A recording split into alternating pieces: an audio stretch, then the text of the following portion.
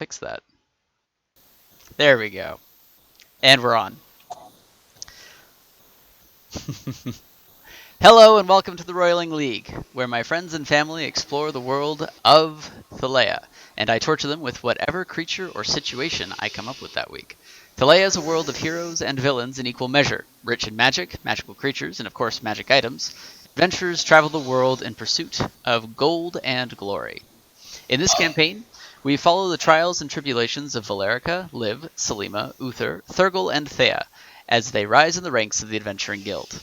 Now, this is an ongoing campaign, so we will be starting near the beginning of one of their new arcs, where the party is investigating a mysterious plague that transforms its victims into hideous and tentacled aberrations. So for those watching, let's do some introductions. I am Cunningham, I will be your DM for the evening.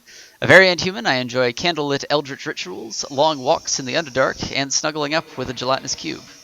As for our players, Tasha, why don't you start it off with a little bit about who you will be playing? I will be playing Valerica, a noble of the House Indric of the Kingdom of Albanor. I am one of a set of triplets, very cutthroat, very bloodthirsty, and always up for a good drink. Awesome, thank you. Peter, would you like to take us away with you? Absolutely. Woefully underprepared. I will be playing the part of Uther, who is a Goliath cleric, follower of the storm goddess Lynn, who is fond of all things thunder, lightning, and alcohol. All right, thank you very much. Cynthia, who will you be playing tonight? My name is Cynthia. I will be playing Theia, who is actually a protector Asimar cleric. And I am a beloved follower of Bahamut. Very nice, thank you. Crystal, how about you?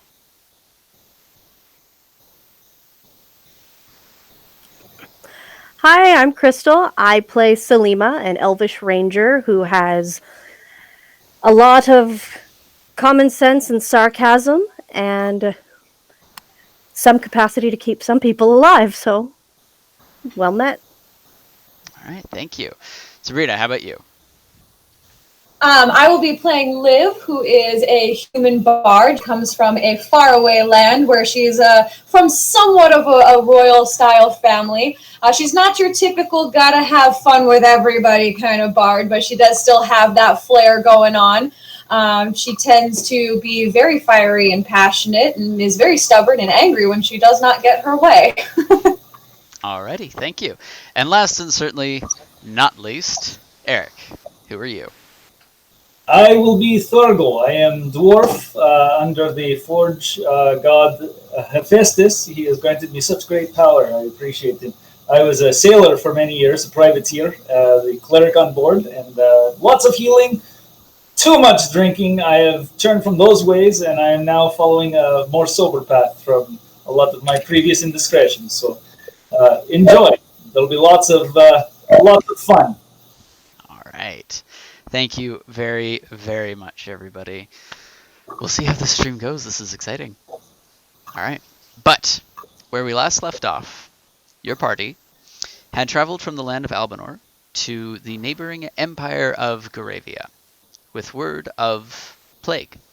Fearing that this could potentially spread into Lady Valerica Indric's lands, as she had a close border with Goravia, you decided to pursue this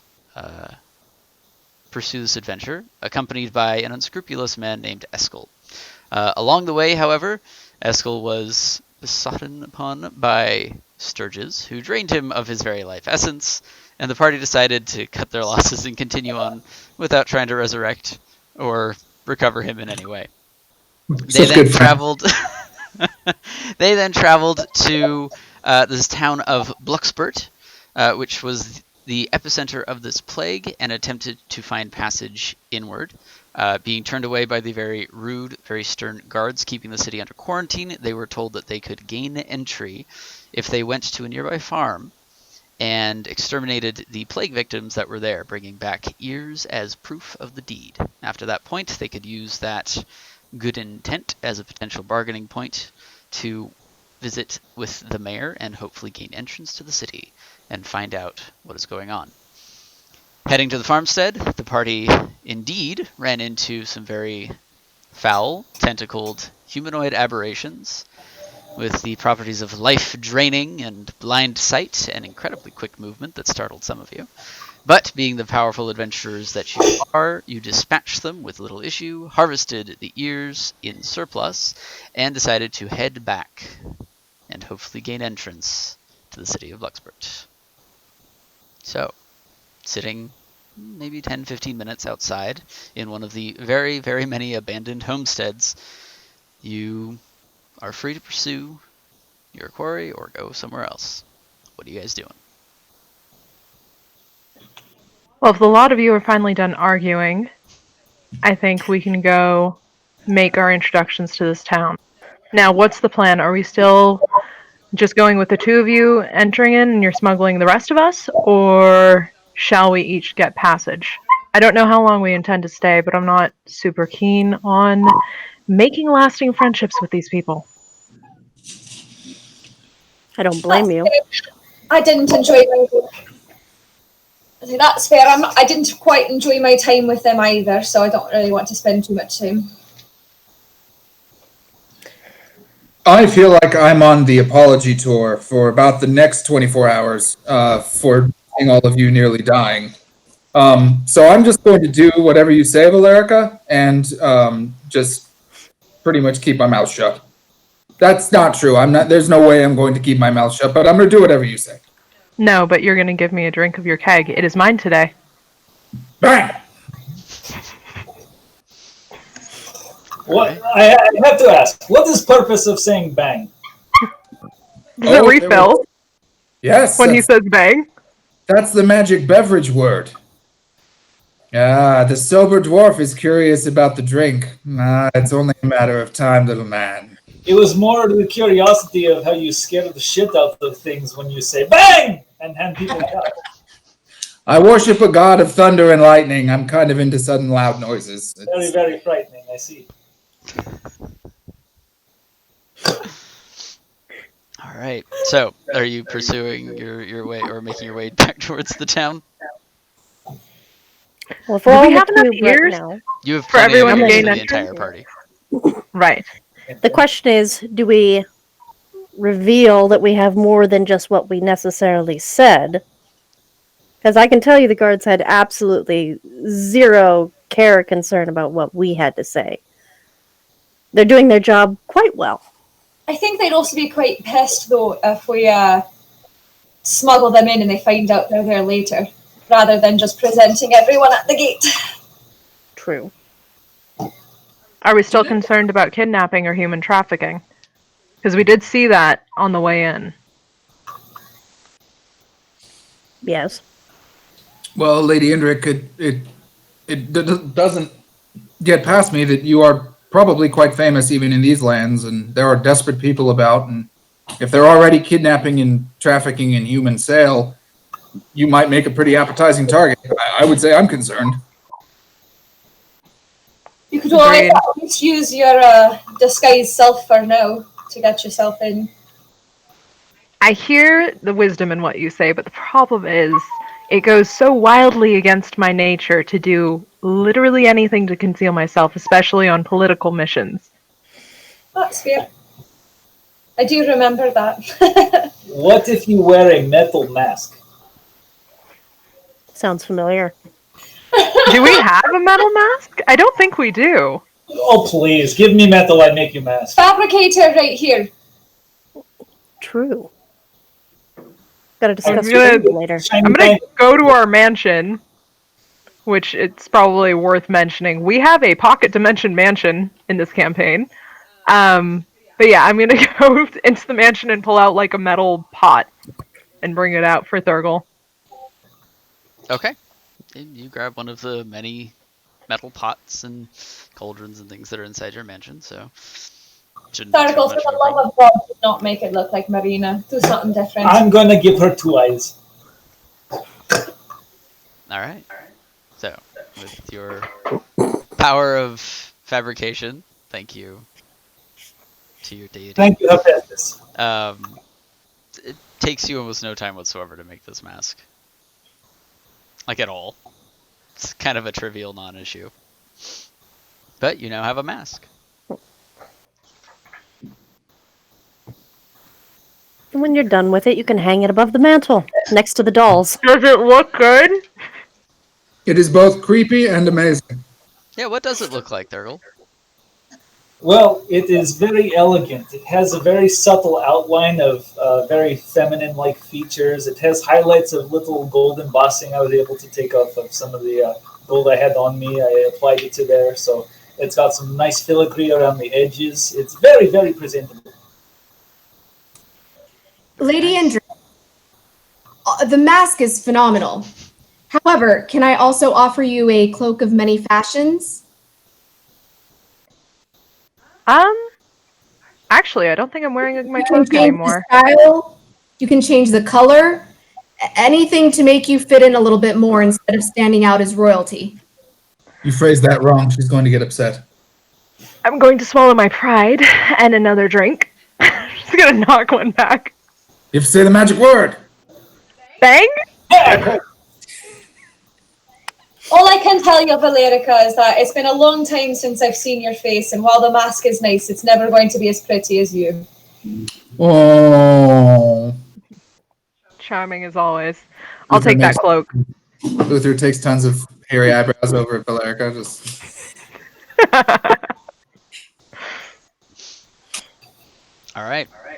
So, confident in your disguise? Enough. Enough? Also, Sparks is gone. Sparks is in his dimension. That makes sense. Alright. Anybody else keeping their familiars out?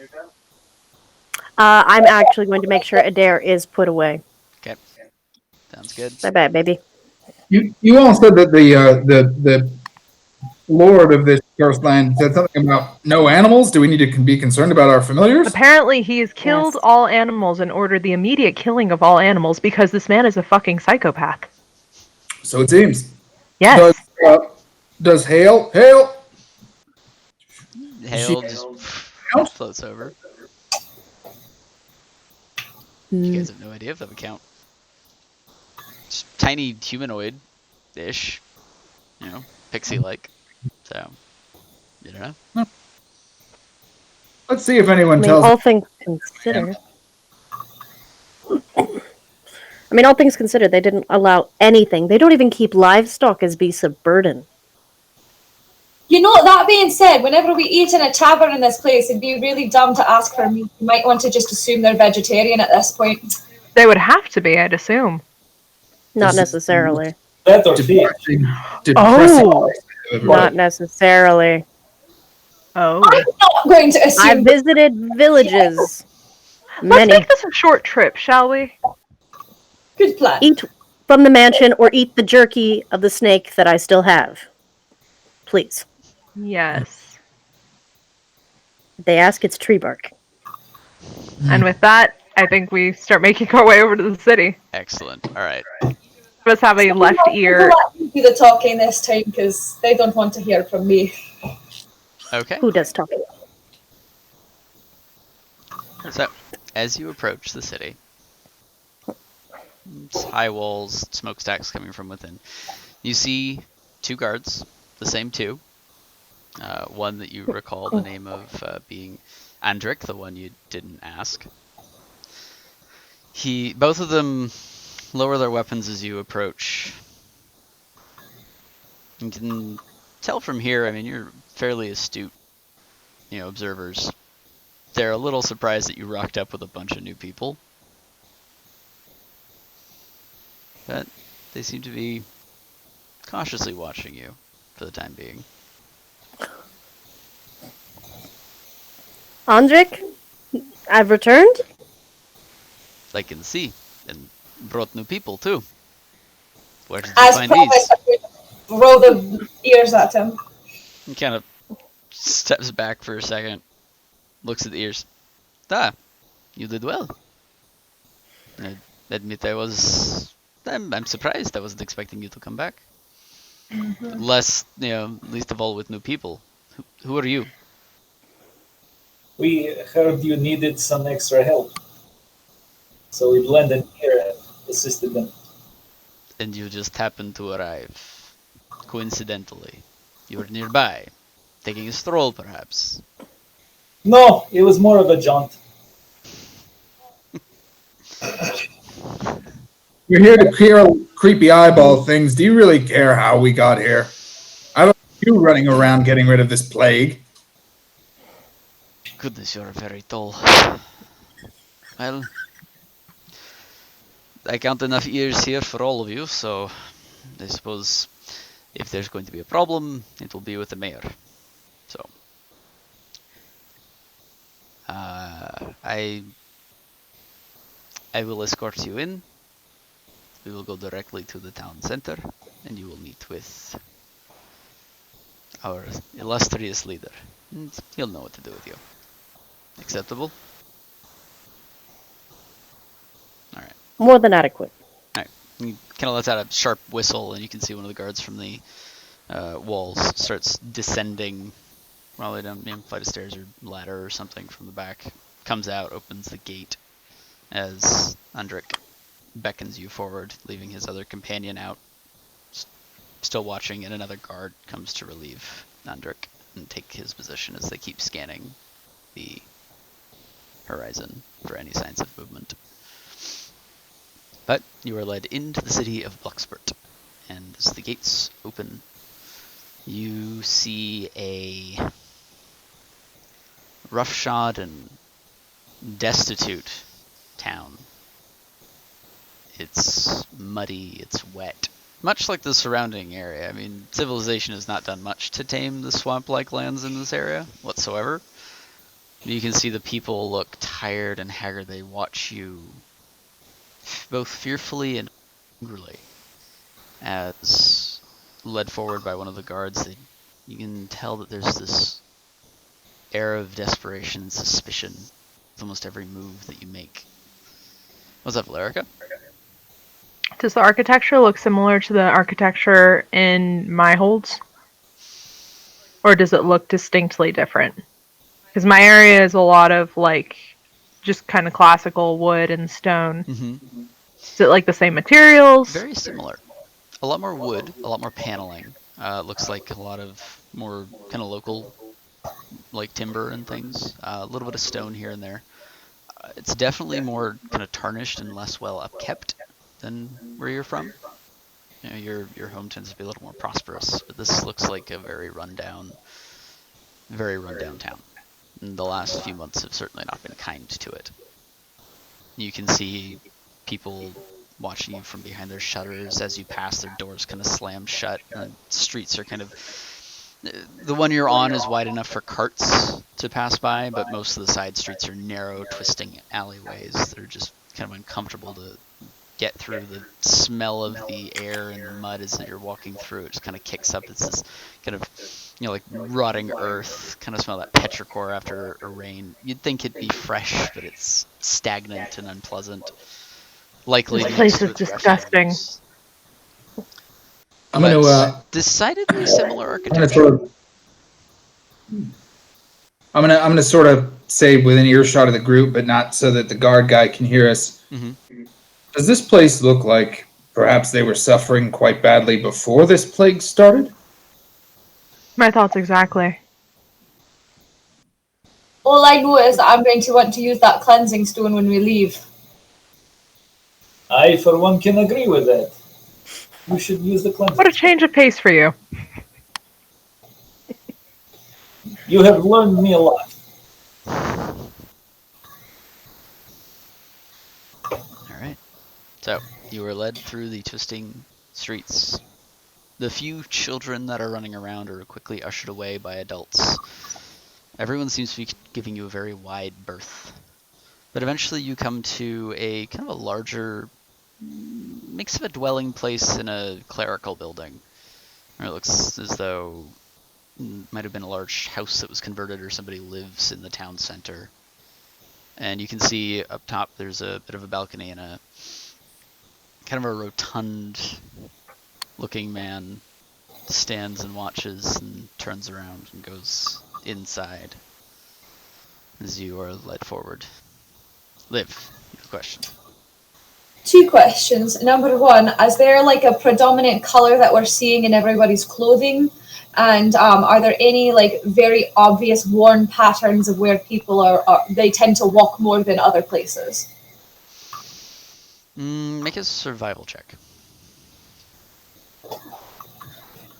So obviously we're noticing kids. So obviously we're noticing kids. Are we noticing any elderly, or does it seem to taper off after middle age? Make a perception check.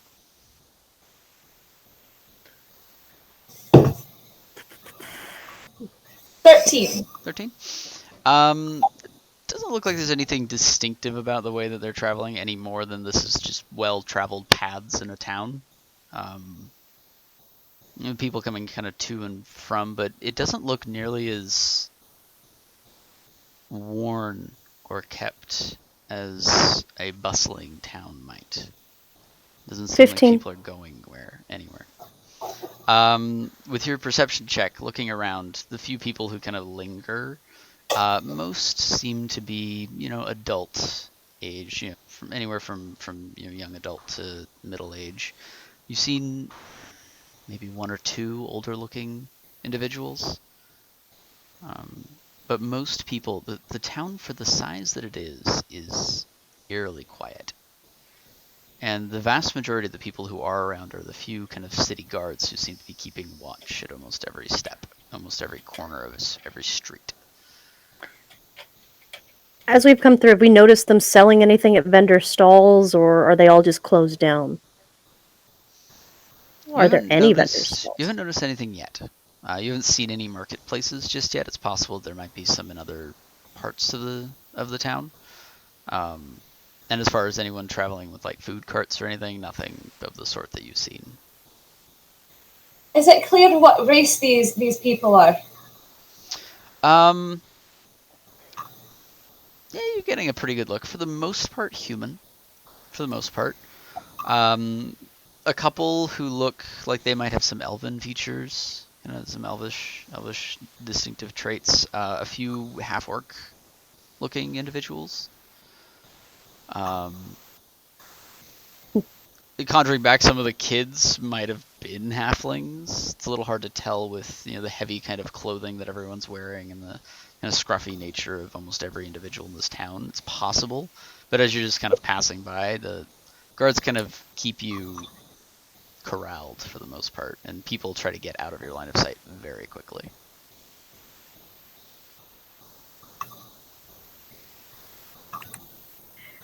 Speaking of the kids in this town, since Theia does have a soft spot for the children anywhere we go, are any of them curious? Maybe want to approach us? Am I able to approach any of them? Most of the kids are kind of ushered in. Most of the children are kind of ushered by adults and then closed off. You can certainly kind of attempt to look for any and approach. Might take you a little ways off the path. As your party's now arrived at the town center and the guard is kind of waiting for you guys to go in. You can seek one out if you'd like.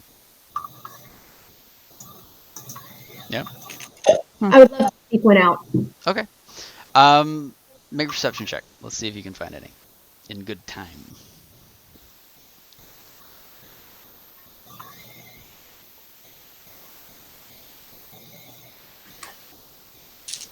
That's a 15. 15? Okay. As you're looking around, you see, come off to the side, maybe 10, 20 feet away. Seems to be like a pile of like crates and barrels and boxes. And you kind of see a small face peeking out from around them.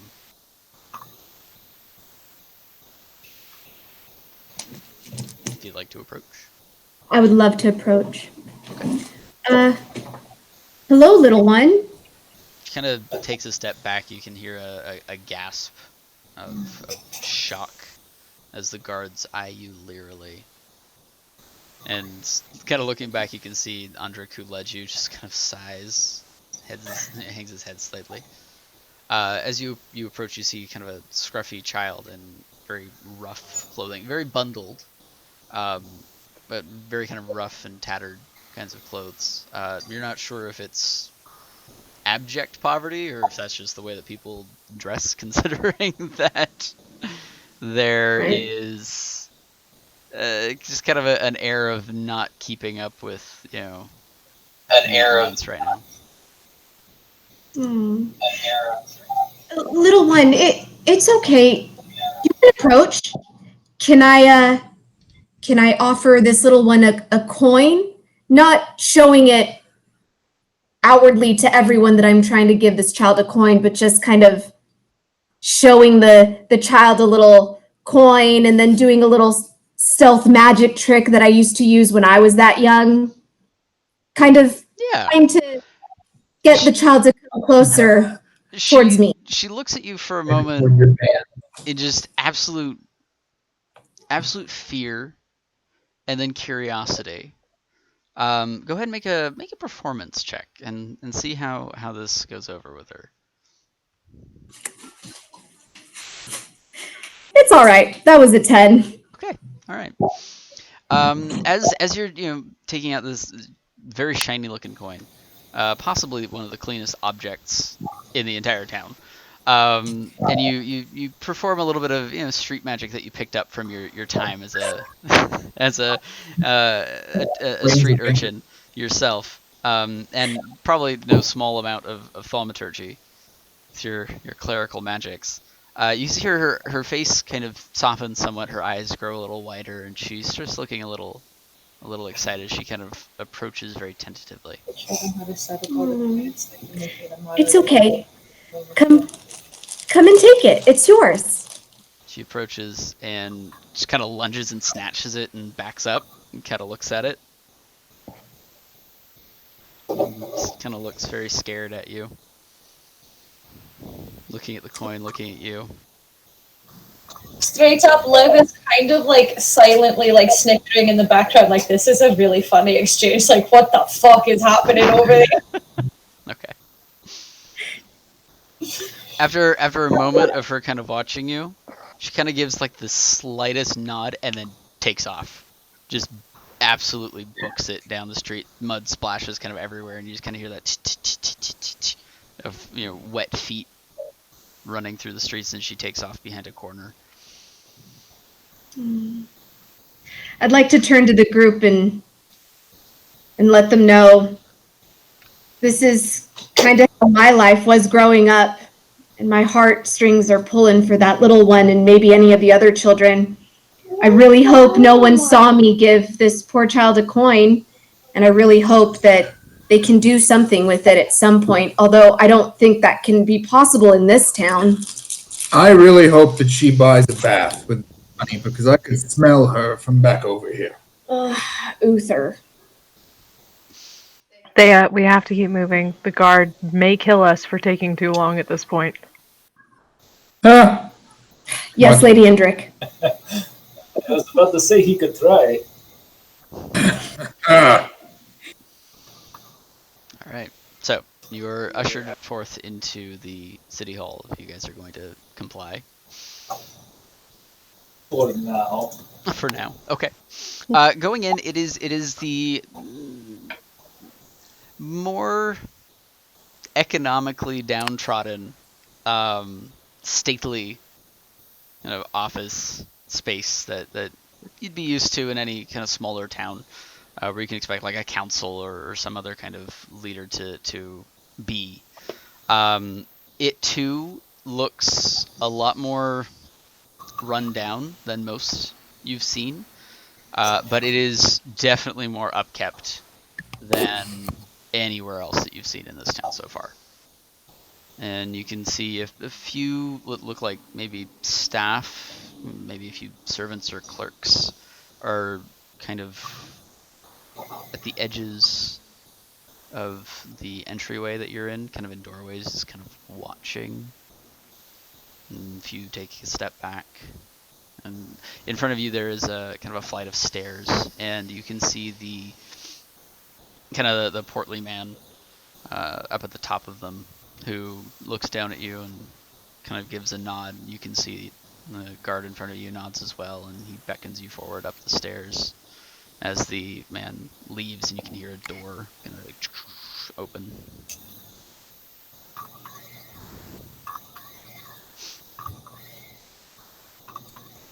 Lady Indric, we'll follow your lead, but I would prefer to stay close to you.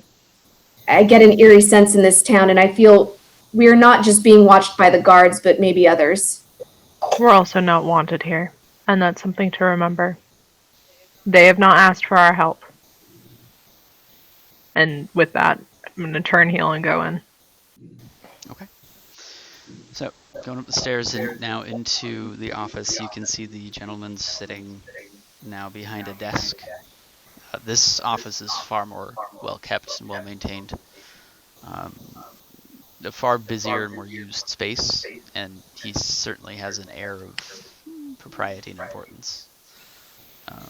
Whether that is earned or not, it's left to be determined. But you go in, and you are ushered in by the guard, who does not step within and closes the door behind you as you all filter into the office. So, Good afternoon. good afternoon. So, you've come to Bluxbert. Why? We hear of a plague troubling your lands, and we offer help. Then why would we want help from any of you? Because your people are dying and we're quite efficient at collecting ears. And I'm going to toss the rest of them at him. I mutter back to Thurgoul, here we fucking go again. He kind of looks at the bag, does not touch it, kind of sniffs and sneers at it like, well, there's no denying that you are good at killing a few plague victims. But, you are outsiders here. They're not welcome in most of this wonderful empire. You and your guards have made that crystal clear. As has your lack of establishing trade routes and lack of accepting adventurers in these lands. However, here we are, and here you are with your villagers dying. And see, my problem is if you don't contain this, and if the lot of you die, then my people start dying, and that's not something I'm willing to gamble. So, what will it take to gain your cooperation in this matter? Well, it seems as though we are somewhat along the same paths of need. You don't want this to spread to your people, I don't want this to spread any further. I could expect, any time now the Imperial Army will come to purge the city, and I would rather not lose my life over something I don't have. So, if you are willing, as agents outside of the Empire, who do not report to anyone, would be willing to take this task upon you, I will pay, but then I expect you to leave. How much are you willing to pay? How much is your life worth to you? The lives of your people. I can take from the city coffers. So, what I can give, because of course I still owe fealty to my emperor, I'll give you 500 gold pieces each. Kind of glance around the room.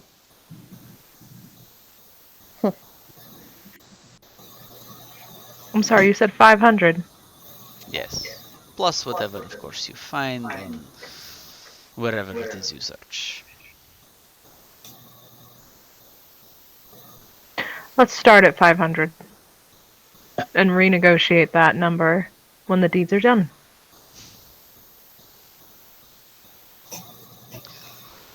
And this is why we do not like adventurers. They do not just accept prices. But fine.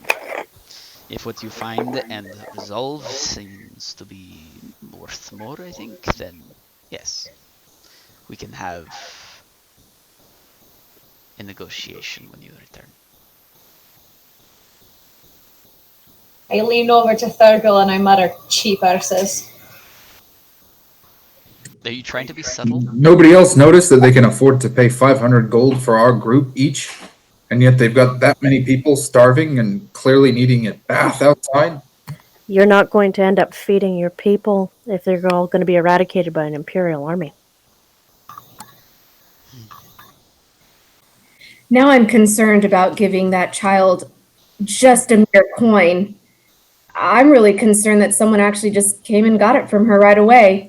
Might I suggest we hold this conversation until we're outside of this room? Yes, Lady Endrick, I'm sorry. Thank you. Now, the terms have been set. What is it that you require exactly? Well, I have a suspicion. I do not have the manpower, nor do the men I have. They do not have the strength, the guile, or the training to take out such vicious foes. But I suspect that, well, there is a coven of hags that operates not too far from here. And I suspect that they may have something to do with this. Are they aquatic in nature? Not as far as I know. They live under a hill. Noted.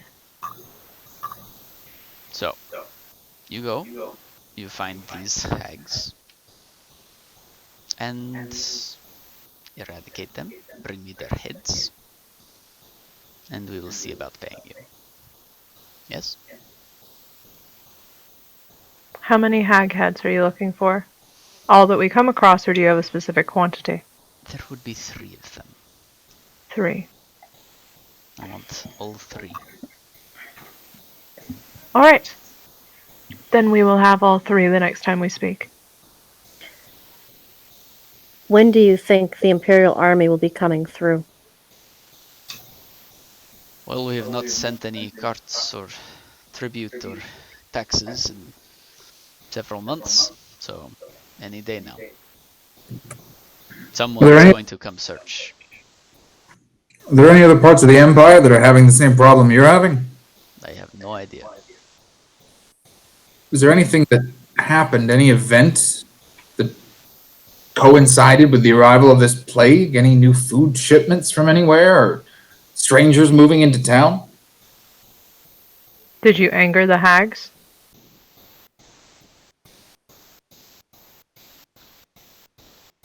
Not so far as I am aware. Insight check. Go for it.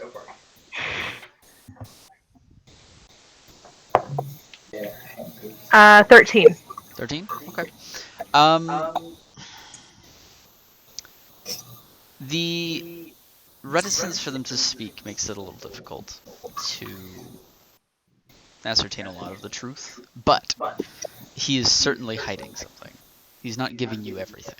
Whether it's a lie or a manipulation, you have no idea, but he's certainly not being very forthcoming. Okay. He sits and thinks for a moment, ponders. If you find a child, bring it back. Can you be more specific? There's a lot of children around. With the hags. A child of the hags, or a human child, an elf child? Human. Approximately what age? Around 10. Does this child have a name? She does. It's Hannah. Are there other children we should be worried about, or is that just Hannah? I would not imagine there are others. It's possible, but they are not my concern. I want this one. Kill the hags, bring the child.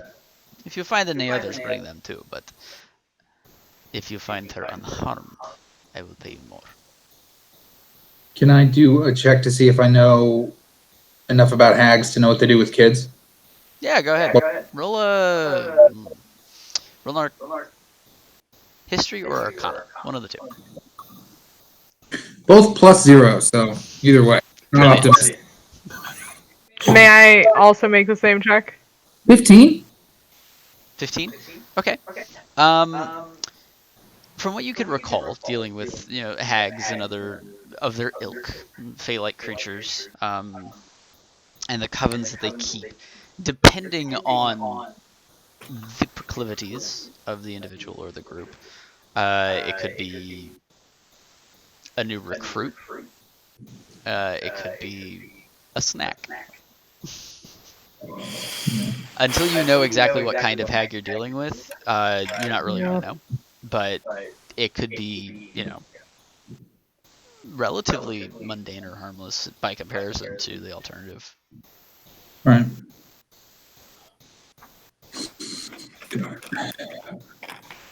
Valerica, you had mentioned that there might be some magic involved. Does it seem like it'd be hag magic? Would we be able to work backwards to see the type of magic of this plague to know what kind of hags we're dealing with before going in? Can I roll an arcana check? Or Yeah. is that too far? Okay. You can, but know that it's going to be difficult considering you have very little to go on. Plus, My roll reflects that. +7, so 8. hag is vague, and all he said is they live under a hill. So, Would you be able to point out the hill they live under? Sounds like my great enemy. yes, I will draw you a map. Wonderful. So he takes the time to essentially, he goes to a series of scrolls, pulls out a map of the area, and kind of plots a point at it where you can kind of get a rough idea. It looks like it'll probably be a day and a half of travel to get there.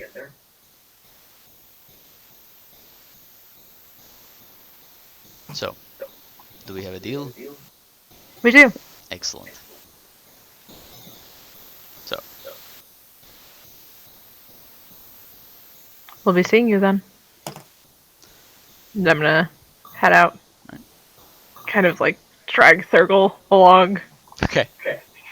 Alright, so you head out, map in hand, of a kind of a rough idea of where you're going. He points out a few, you can see kind of some scribbled notes on it that point out like landmarks and things like distinctive trees or stone formations, that kind of thing. So you have an idea of what you could be looking for to get there. I'm going to take said map. Okay, I give her the map. alright, survival Please expert, you give me got it. the map. I like to look at the map so that my keen mind can memorize it in case something happens to the physical one. Oh, yeah.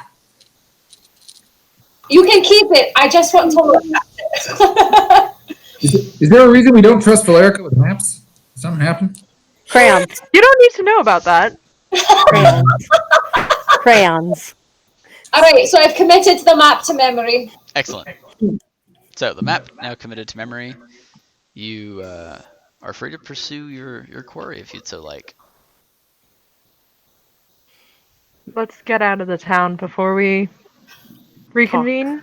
Yeah. Yes. Actually, I know this may seem like an odd question because we just left, but is anyone able to go back in and ask him if he knows how many hags we're about to deal with? 3. It's 3. Thank you, I missed that. I I'm so sorry. thought you were going to ask for cheese and bread. Ooh. They don't have animals. Where the fuck am I going to get dairy? Yeah. They have people. They have cashews. Oh, God. I've been to some strange villages. I do not completely sit there and say what they can and cannot do. I just recommend only eating and consuming things from the mansion. Please. I was going to say, I'd typically look to restock before engaging on a quest like this, but I can't imagine their market is flush with useful items. Or full. Market is Or a bunch of open. All right. Shall we? Get outside the gates of the city. Okay. Takes you almost no time whatsoever. It's pretty As quick and we're easy. getting to the limit. So, will we have to present ears every time we come in the city, or will you communicate with your fellow rotation members that we are allowed on the premise now? No, I will let everyone know that who you are. I cannot guarantee they will not try to extort you for more, but I will tell everyone. Appreciated. Thank you. Well, That was okay. If you're wearing armor, I'll let you know whereby. very well. Well, good luck, everyone. I hope you do a good job. Thank you, Andrik. Thank you. You see the faint hint of a smile and a very brief kind of lightness to his face as you guys walk away. In full Liv fashion, because she's still pissed off from the last encounter with this idiot, she's at the back of the pack with Thurgoul. She flips him off with both hands as walking away. And you see Thurgoul go. He kind of rests his spear on like his side and flips you off twice as well, and then smiles and waves. You can infer he thinks this might be a cultural greeting where you're from. Oh no! I'm gonna make it a thing now. It's definitely gonna happen every fucking time. Go ahead, every guard. Hello from my country! Please pass it to your friends. My God. Oh man. All right, so you will be heading north for the next day and a half or so to an area that is kind of heavy, hilly, wooded marshland known as Draxford Fen. So you are free to travel by foot or by flight, whatever it is that you would like to do with your magical transportation system. I suggest flying. I agree. I still like the idea of trebuchet, but flying is fine.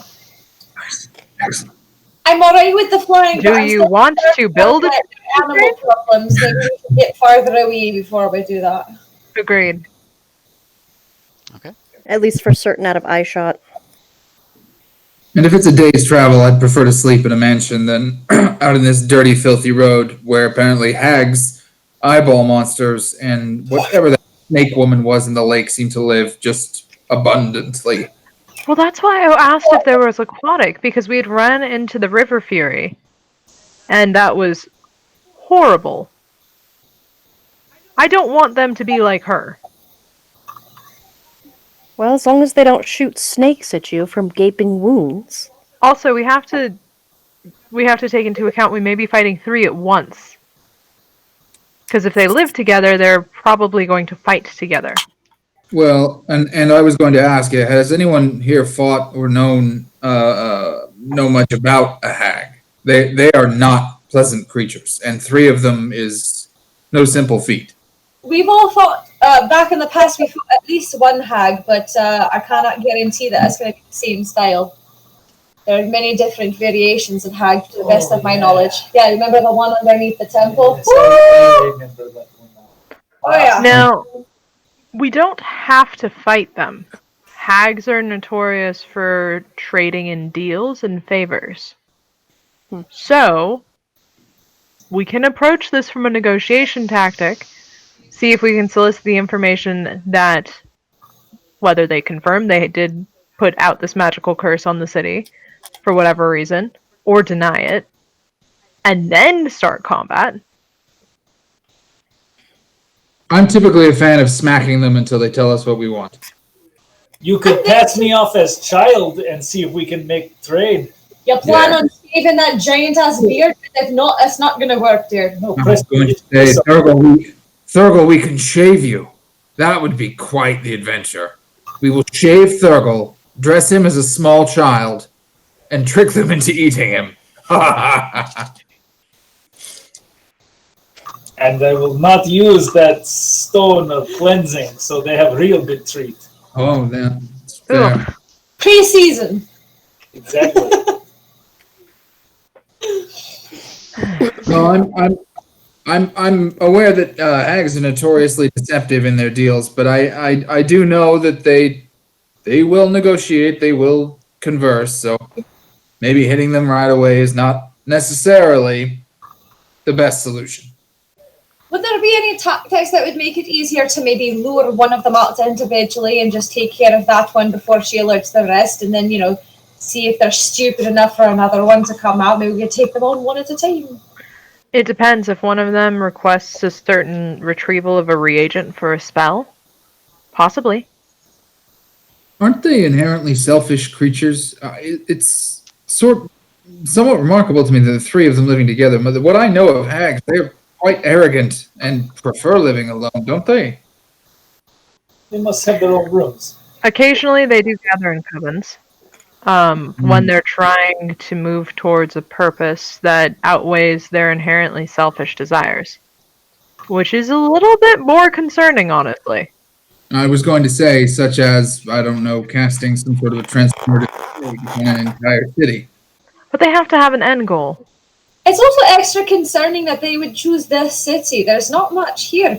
I mean, even back in Königsberg, we only dealt with one for that huge city for whatever they were trying to do. And now here in this podunk little town where there's nothing, there's three of them? That's very odd. That's very odd. Odd indeed. Anyway, I'm about done walking. Anybody want to ride? Piggyback, my dear. In we go. All right. I'm going to call out Adair. And I'm going to pull out Sparks. Okay, so Do you have time during what we're doing inside the mansion for me to finally pull out my familiar, because we have not done that spell yet? assuming you take no breaks during transit, yes, you should be fine. I believe we already did. I thought you guys had time for it, but Yeah, we you'll have time for it now either way. didn't do it. Okay. Okay. Oh, I cast the spell. You have the ring. That's where we're at. Yeah. Because it'll still take time for her to do it. Yeah. So, as you all hop into your mansion, and I presume give it to Sparks, who flies off. Same formation for your flying familiars? Yes. With our areas. Support. Yeah. All right. Can we have a quick start off, because I forget. Raise your hand if you're someone with a flying familiar. All right, so Cynthia, do you have does Theia have a familiar? I do. It is a strong little mighty mouse. It is a Okay, mine is a stoat. So you and I have the crawly, slinky ones. They Yes. have all the flying ones. Yes. When time needs be, I may have a swimming one eventually. For those that are watching, our familiars are as follows. So Silima has a hawk. That is who Adair is. Does anybody else want to throw out their familiars? Valerica has a pseudo dragon that is gold, like her family's crest, named Sparks. Mm-hmm. Theia has a little mouse that has practically been with her since she was about 6 or 7, and it's a cute little mouse named Soul. I don't like Soul. It looks at me funny. And I have a tiny fae, a sprite, who looks like a little baby Valkyrie, and her name is Hale. I have a stoat. Her name is Freckles, and she's the same color as my red hair. I tend to let her carry her on my shoulder so that she blends in with my hair, so that she is not easily detected and seen.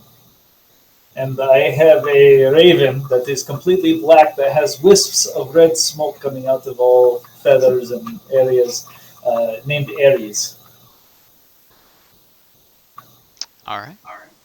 I love you guys. And the way we have this is because I used Valerica is a sorcerer wizard and has a ring of spell storing and cast Find Familiar in the ring of spell storing, and then we took a lot of time and passed it around the entire party, so everyone was able to summon their own familiar.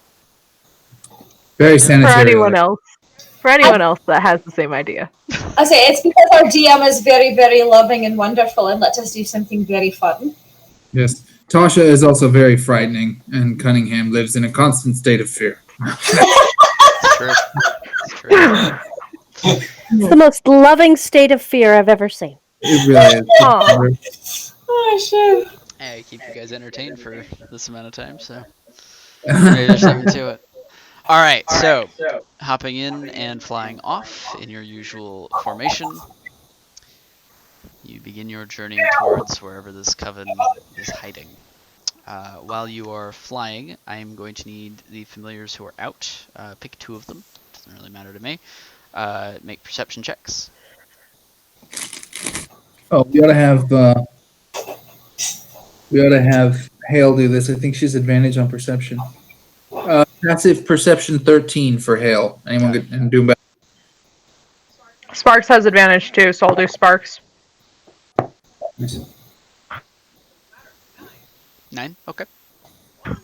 Doesn't matter. 9, 1 and a 6. These dice are one more 1 away from going into jail. Okay. Nice. Yeah, I don't have advantage. I just have passive perception. Oh no, perception plus 7. Yeah. Oh, sweet. That's 21. Okay. All right. So Sparks concentrating on holding the box and flying. Hale keeps watch and make sure that there's nothing too dangerous out there. You get no alerts as you're in your mansion, in your home, so nothing outside of it is happening. There's nothing worth noting for your familiars. Seems to be making good progress, though. So no swooping dragons, nothing that's snatching them out of the sky, so thankfully your transit is going unimpeded. Silima is going to seek taking a rest. Okay. A long rest for this. Okay. Yeah, I'd say that with this time you guys can probably get a long rest in. I'll take a long rest too then. Okay. For sure. All right. Am I able to pull out Freckles and get a long rest? Is there enough time for both for me? Yep, you've got about a day and a half travel, so at this point you'll probably be arriving. You're good. Okay. At this point you'll probably be arriving mid-afternoon, probably duskish the following day.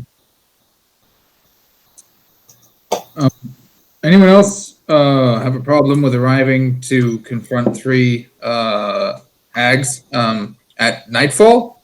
Perhaps take another night's rest, or not. As much as I like to fuck shit up, it'd probably be a lot easier if we waited till the morning. And when we arrive at the dusk, they're not like superpowered in the night. I mean, I don't think they worship any moon goddesses. No, but depending on who does or does not have dark vision could very much change how this goes. I'll light Sparks. We'll be alright.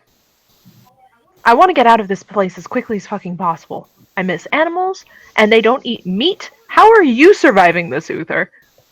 I'm slowly melting away on the inside. Every There's minute. still snake jerky. Yes, There's also a wide variety of meats from your constructs. Yes. Good. construct chefs. I forgot about those guys. Yep, they do keep you fed. I love it with Selima's meat jerky, so I'm just going to take that. It's made of snake. Question from our Twitch chat is, do the YOLOs have it? What are we going in? All right. Valerica's Team YOLO. Okay. So if there's anything specific you would like to get done, because I know some of you like crafting things and copying scrolls, if there's anything you'd like to do during this kind of little bit of like downtime, you know, what would you like? I'm going to explore this fucking mansion because I have no idea where anything is. Dope. Oh, yeah, and I'm going to talk to Thurgoul about building a cellar. Ah, yes, we have to have cellar. Yeah. Don't forget your forge. Oh, yes, my forge. Got to find a place for that. All right, sounds good. So you start kind of plotting out and getting the lay of the land and thinking about where you're going to put things. So Excellent. for our viewers, can someone describe all the things we already have in said pocket dimension mansion? Sure. Yeah. Here, I'll give a brief description. So the party came into possession after building it for a very long period of time. A magical box that within it contains a bit of a pocket dimension of sorts. That is a house. Think Magnificent Mansion, the 7th level spell to some degree, but it remains permanent. And there they have the amenities for sleeping, for study, for eating together. It is also operated by several mechanical constructs who the party have decided to dedicate time and resources to enchanting with magical abilities. So they've been working on that. There is room to expand and grow the home that is there. They've got maybe a half-mile in diameter of land. There's like a pond, right? There's Small a small lake there, so you've got plenty of space. And we have a stable. Yes, and there are stables currently. Yes, stables and but no horses. And a No, great we have. lofty I rock. have 2 horses there. Well, I have 1 horse and 1 Indrik, which is an animal from Liv's homeland. Wait, do I still have that? No. I have 1 horse. You do. You have a horse. Yes, I was going to say, if you don't remember, you probably forgot to feed it, and so no, you don't. Lady Indrik sees ghosts. Yeah. Lady Indrik sees fallen players and lost companions. Oh. Like familiars, it was a magical steed. Oh, nice. Okay. Yeah. There you go. So, taking stock of what you have inside of your mansion, helping your companions find their way, and planning future developments, which we can resolve when you guys have some actual downtime. Hey, having an artificer forge cleric is going to make building things really easy. So, I fully expect to have a tiny town for you guys to manage at some point. Can we call it that? Can we call it Tiny Toon? Liv, theoretically, we can actually bind this to the material plane and just have it be a transporting stone where we have a stable house and can have an entire village in here. Cool. I prefer to have it as a private plane personally because I don't like having my things touched. Yes. Hence one of the first enchantments being a magical lock spell. On that comment, though, Liv's like, "Oh, I remember," and then she literally touches Valerica on the shoulder. Just Okay. Go ahead and make another perception check for your familiars as you approach the destination. I'm going to roll for a dare. I can be the same. Okay, I'll stay out of it this time. Yeah, it can. I rolled a 1 and a 6. Yeah, it can be whatever you want.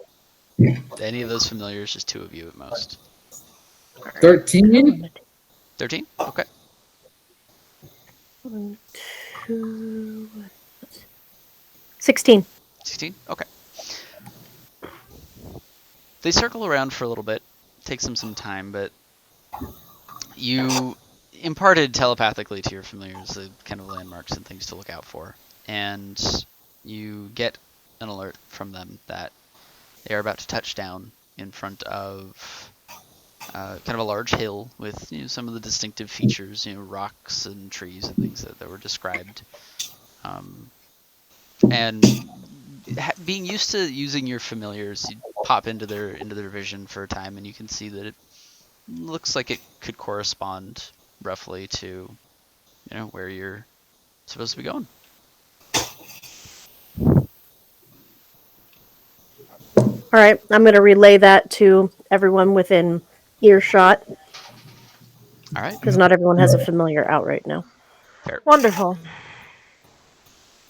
I keep That's a trying to long plug rest. my neck, and I immediately head out of the mansion. Wait until we land.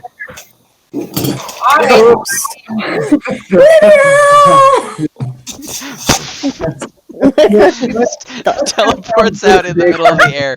That'd be fantastic. No, but Great attack. With your coordinated efforts, you guys are you're seasoned adventurers. I doubt you're going to be doing something that catastrophically offhand. You'll be making decisions to make foolish choices. You underestimate me.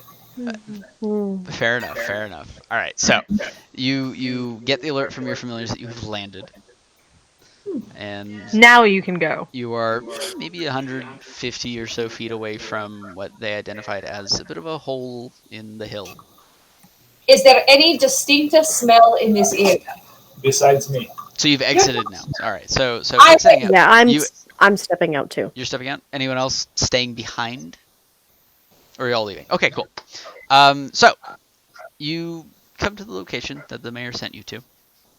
You can see kind of the large rocks and trees that kind of dot the land at the foot of one of the larger hills in the area. You can see there's an entrance, kind of the way it was described, a bit of a hole that's been dug into the hill. It's been kind of set with stones as well. It looks like it might be the entrance to like an underhill hovel or something. As far as smells go, it's kind of that peaty, marshy smell. The soil and earth kind of sinks maybe about an inch as you step in it. It's very soft, floamy. There's kind of moss growing on the rocks. Most of the trees are dead at this point. It's chilly. It's really cold out. So You I'm can excited. sense like a little bit of heat coming out of the ground from certain pockets. But for the most part, it's just cold. There's kind of a thin fog that hangs out over everything. As you kind of look and you begin to slowly approach, you can see in front of the entrance what looks like a large ball of kind of like flesh and stalks. Just kind of floating, and you can see a very large single eye focuses on your party. It doesn't move, it doesn't react, but its four stalks can all focus in on you along with its center. And all of you, as you approach, you hear this kind of deeper voice echoing inside your mind. You hear Zundos Dorulunik. And Silima, you recognize this as Undercommon. Ah. It is asking, have you come to deal?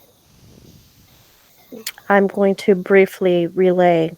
If they're speaking Undercommon, I'm fluent. Please They're respond then. asking- They're asking if we've come to make a deal. Yes. I'm going to respond with the affirmative yes. Okay. Looking at it, it doesn't really move or react physically, but you get the sense that it's acknowledged, and then you hear the equivalent translation. I'm not going to speak in Undercommon the entire time. Please don't. you You hear, poor thing. Don't do it to yourself. you hear them approach. Weapons away. Okay. So, my bow's on my back. Okay. Is everyone approaching? We'll follow Salima's lead. Okay. As you approach, the creature becomes a lot more clear, and you, for those of you who are a little more traveled or read, as most of you are, you've heard tale and legends of floating eye-like creatures with eye stalks everywhere. A far cry from the very large, horrifying things that actually some of you have fought before undead versions of. This is noticeably smaller. And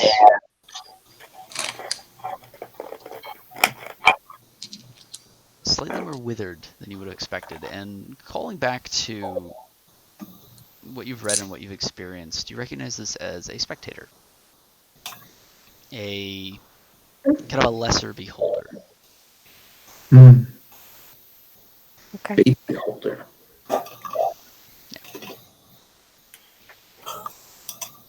Can I get a size just so I can understand what the size of this eyeball is? What the size of it is? Yeah. Like between me and Uther. Let's see, medium creature. So I'd say maybe 4 feet in diameter. Like the whole thing, and then most of the half is taken up by an eye, maybe the size of a basketball. As I'm approaching, do I notice children's footprints in the mud? Make a survival check. See what you can see.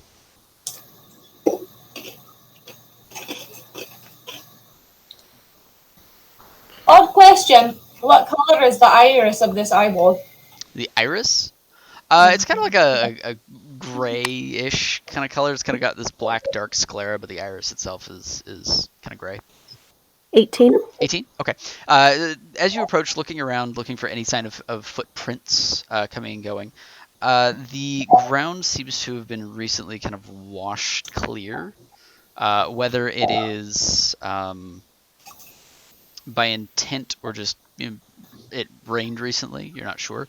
It's really hard to kind of identify children's footprints, but you do see a multitude of small footprints, very shallow and very old in the area. Or if they are recent, they've been covered for the most part. But they're small. But there's a lot of them. Okay. Mhm. Okay. And are they various sizes, or am I not able to make that out? A little hard to tell, but for the most part, they seem to be about the same. Okay. Yeah, similar. Silima, what do you see? I'm seeing children's footprints, older, covered up, washed away. They look like they may be the same child, or at least similar aged children. But I can't be certain. Whoever, be it the weather or be it by other means, I can't tell you whether or not it's different ages, different children, or the same child. Well, at least it's a lead. I'm gonna walk up to the entity. Do you speak common? Kind of floats at you, and a moment passes, and then you hear it again in your mind. If I must. Well, if you would like to deal, then you must. Keep your weapons away, and I will take you to the sisters. Kind of turn to look at the group.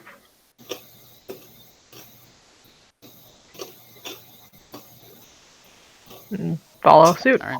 Turns around, just kind of hovers and floats as it enters the cave. I make a very quiet comment about how long it's going to take to unload every single one of my weapons. I was going to say, there's no way we have the time for me to put everything I'm carrying down. I'll just say keep them away. I've tied my bow to my back. Well, I'm not gonna tied, cast- at least placed it. I'm gonna cast a message to Liv. Don't put anything down. Just hide it well. I give a simple nod back to her. Is everybody coming in? Oh, yeah. Oh, yeah. Alright. So, as you all filter into this entrance, it's narrow and tight. Tall enough for you to walk comfortably. A little close to the top of your head, Uther, being as tall as you are. But still clearance. The walls are rough, just kind of loosely dug out, packed in and stabilized in certain parts with timber and stone. There's no sophisticated mason work or anything here. And as you're, And so there is no sophisticated. No sophisticated. no sophisticated like masonry or carpentry or anything. It's just kind of in place. As you enter, you can hear chittering sounds. The sounds of 2, 3, 4, 5, 6 creatures just kind of babbling at one another. So it sounds like speech, not like feet scuffling along the It sounds floor. like speech, yeah. It sounds like speech. Am I recognizing it as undercommon, or is it too muffled for me? It is, this is not undercommon. No, this does not appear to be undercommon whatsoever. For those of you who've experienced, it sounds like Goblin. So, does anybody speak Goblin? No, but I definitely remember goblin encounters. Yeah, okay. So, you know the sound of the language, but you don't know what's being said. It sounds like there's 4 of them talking, possibly, and the spectator keeps kind of floating around its way around a corner. As you follow, it opens to a chamber, maybe 15, 20 Is there feet any across. change in temperature as we're going down this pathway? It's a little warmer. As you get closer in, it gets warmer and warmer as you go. The air So- gets a little headier and a little smokier.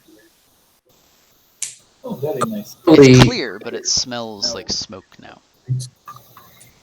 Thurgoul's gonna hate goblins, right? And Uther's probably not gonna be super fond of them either. You I- run into.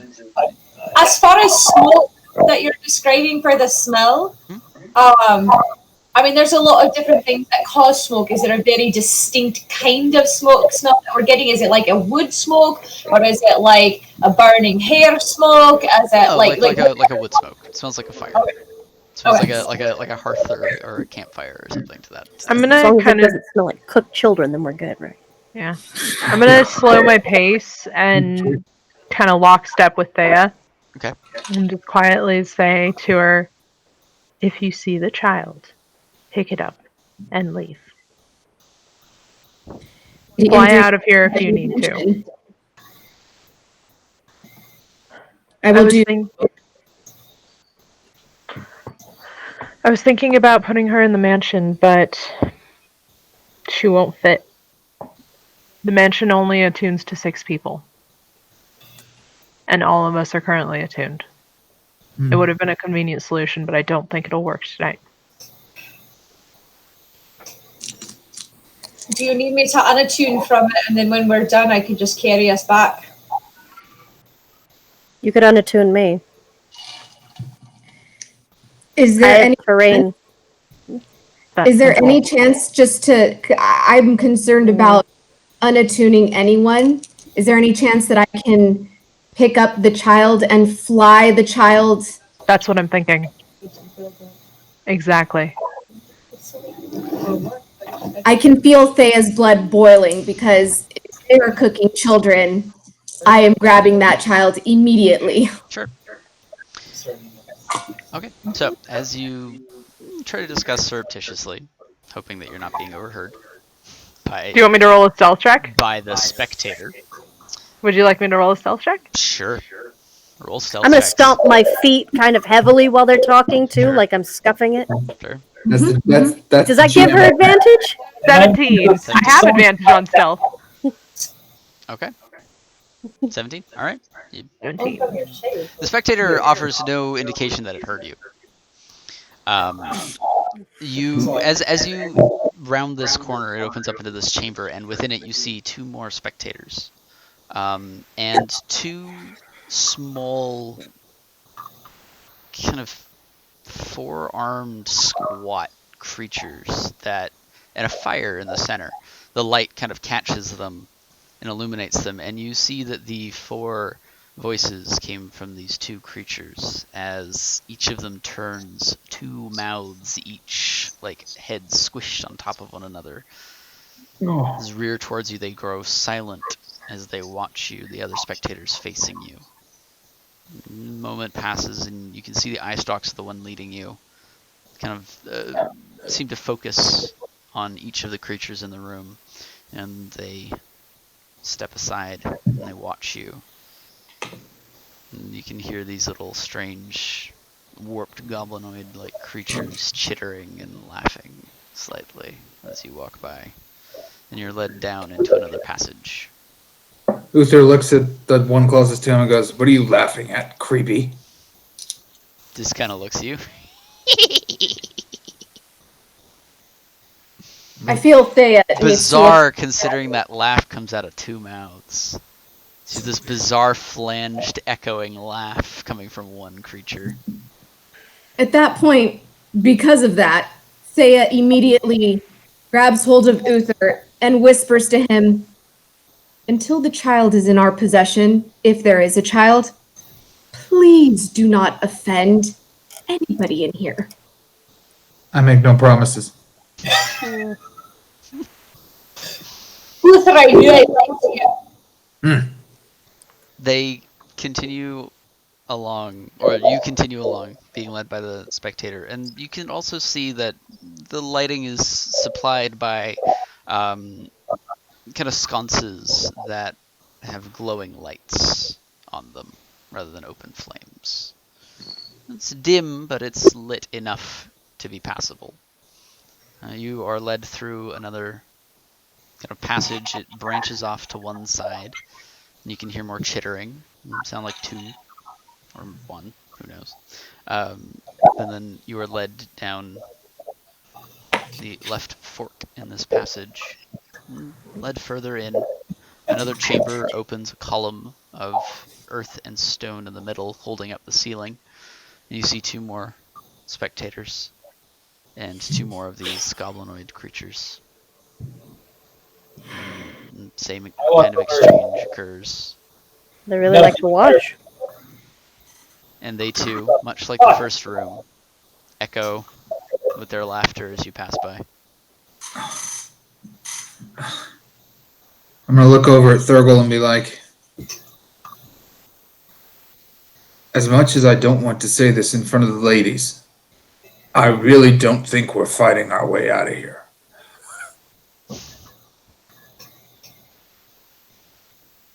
We'll see what happens.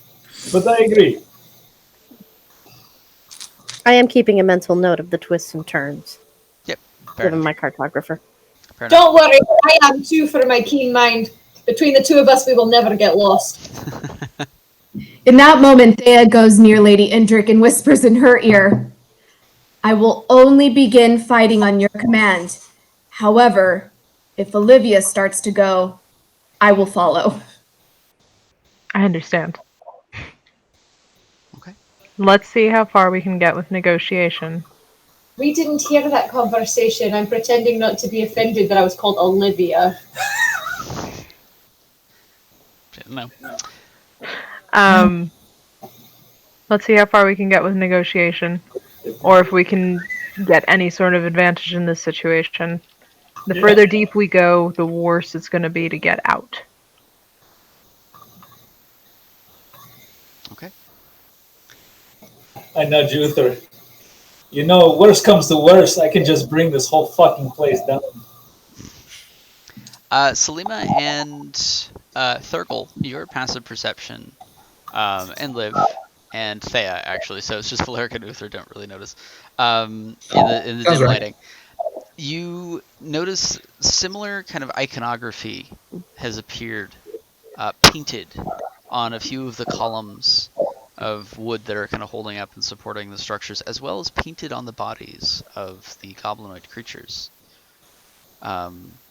Strange markings of what look like eyes, a multitude of them, just kind of adorning and decorating in a kind of a twisting pattern.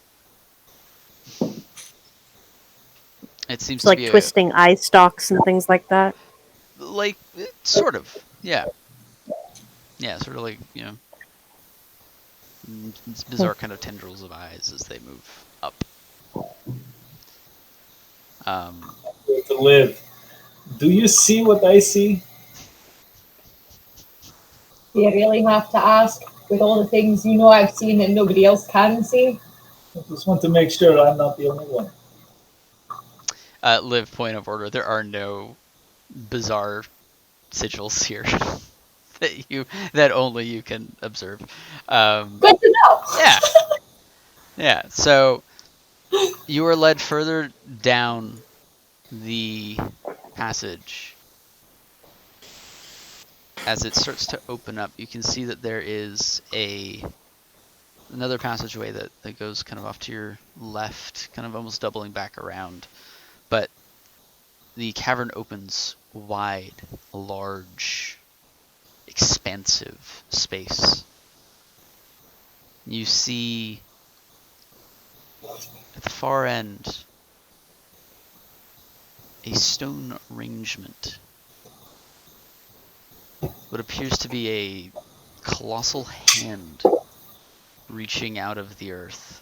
Its fingers the only things that are exposed. Almost as though some giant creature is clawing its way out, enough to hold all of you in its size and magnitude. They are surrounding a statue depicting a hooded figure. As the lights glowing, it's warm in here. As the lights kind of flicker and move, you catch slight glimpses. It's hard to make out what's under that hood. You can see a wide altar place is positioned before it, and you can see 3 tall, ragged-robed figures, pale hair, green-tinted skin, chanting something to themselves in front of the altar. And the spectator travels, pauses, waits for a beat for the chanting to stop. Thurgoul, what are you thinking? More upon that hand coming out of the ground, am I able to tell if that was magically produced or if it was sculptured? Go ahead and make a perception check. Yeah. Do you have dark vision? Yes, 60 feet. Okay. 50. 15? From here, a little difficult to tell, but it doesn't seem from this distance, you don't see tool marks. So it's possible that it was magically shaped and constructed. Without getting closer to kind of look at details, it's a little hard to tell, but from here it looks like it was probably magically placed. Or at the very least, it was not carved. Least of all by the hags. I lean over to Liv and mention that. Magically, from what I can tell. Okay. Scanning the room, do we see any sign of the child? Or any children? Make a perception check too. I'd like to do one as well. Okay. That's a 15. 11 plus 7, isn't it? 11, 7, 18. 18? Okay. Between the two of you, you don't see a child. You take a moment, pause. It's hard to hear from this kind of repetitive chanting that's going on, so you can't really hear anything happening either. Do I know the incantation or the chanting that they're doing? Like, have I heard this spell before? Is there any chance I can recognize if, like, what kind of school of magic this is? Make an Arcana check.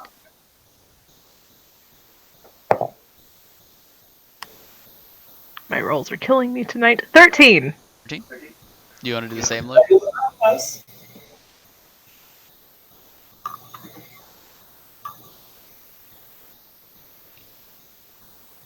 What's up, Liv? What'd you get? I would like to cast Comprehend Languages Okay.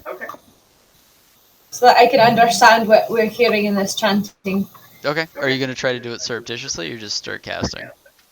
I'm going to attempt to do it quietly since I'm at the back of the group and farthest away from the eye at this Alright, point. go ahead and make a stealth check to do that.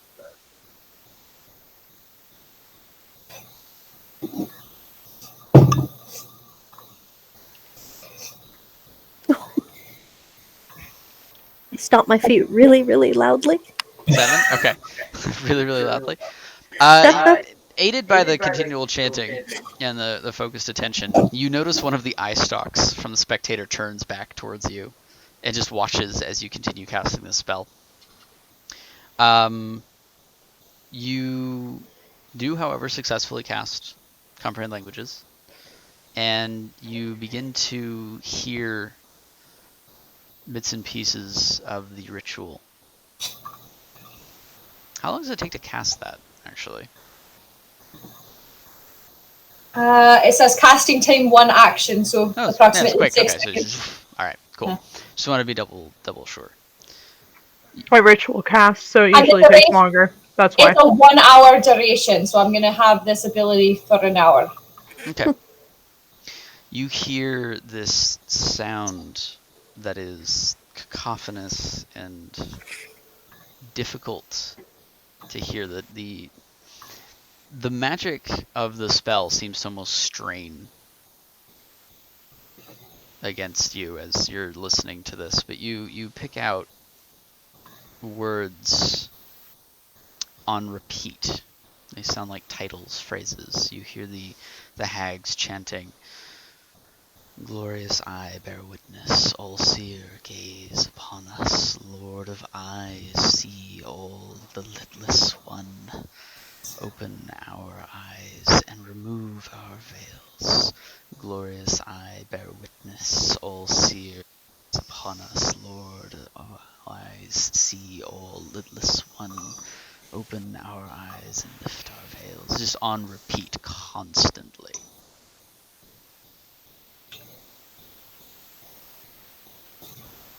Cool.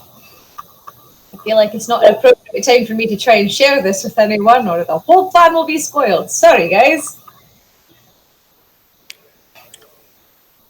You all hear in your head, in common, the voice of the spectator that says they will deal in a moment. I'm gonna look at everyone and go, does anyone know what we're dealing for? What's the plan here? What are we asking for?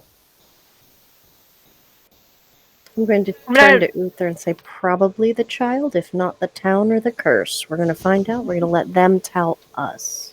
I was going to say, do we get 3 wishes? Is this a single wish? If it's a single wish, we need to probably ask about the plague. I mean, kids. Get 3 I love kids. I love kids, don't get me wrong, but she's at least second on this list. There's a phrase that has been passed down in my household. Silence is golden. Just wait a moment. But duct tape is silver. Duct How tape the is fuck silver. is duct tape? I don't know. I'd like to cast Expeditious Retreat on myself. Okay. Go for it. You trying to do it surreptitiously as well? No. No? Okay. Another eye stalk focuses in on you. I decide to use my one use of the sending stone to whisper very quietly into my hand to Valerica about what I heard the eyes saying, because I know she's at the front of this crew and I don't want her to be walking into something quite so dangerous. Okay. Obviously, I don't have enough words to help say the whole meaning, so I'm going to just, because I have, 25 words, correct? Yep. All right. So, 25 words. Valerica, be cautious. The hags are talking about watching. There is some sort of crazy eye. Be aware we are being watched. That was 22. Okay. You feel your sending stone buzz. I pull it out of my pocket. Yeah, you get the message. New phone. Who's this? Fantastic. All right. As you're listening, the chanting stops, and the 3 hags in unison turn their heads to face all of you. That was creepy.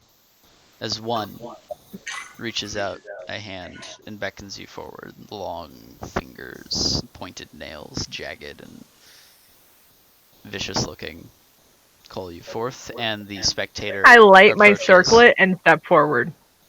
Okay, power move. All right, got it. I'm going to follow close behind Valerica because I'm the only one that speaks Undercommon in case they decide to be Terrible. Friendly. Got it. I'm gonna walk backwards with the rest of the group and sort of keep an eye on all the creepies in the room. Okay. As you light your circlet, you hear the spectator. Stay your magics, or there's no deal. I decide to stay in the doorway to prevent any escape of the evil thingies. Okay. Sounds good. All right. You approach, and the hag in front of the others. Silima, you said you were going up first, just in case? or at least up because I speak the language. Yeah, I'm walking At up least up with her. front. Okay. Yeah. I guess it's me and Silima. She looks between you, a wicked, terrible grin, jagged, cracked, yellowed and browned teeth showing in full glory. She looks at you. So you've come to trade. What is your wish? A request first. Are you the ones that have been plaguing these lands? They kind of exchange glances. We live here. We are not the plague. Insight check. Go for it. I mean, it's literal. If they say we are not the plague, I'm not assuming they are the plague, but did they release the plague is my question. Have you caused the plague? Not a nat 20, a total 20. Total 20? Okay. They're being a bit obtuse. They're obscuring their words. You get the sense that they're, communicating as they intend to, but they're not being like overtly forthcoming. Regardless of everything else that happens, I'm taking a ready action. Okay. What are you holding and what are you waiting for? Oh, I'm going to use magic because the Valerica told me to not make my weapons visible. Okay. So what spell are you preparing and what are you waiting for? I am preparing Produce Flame, and I am waiting for any of the hags in the room to make any sort of aggressive physical gesture or words of threat. Okay, sounds good. So your question was, did they cause the plague? Yes. Okay. She looks at you.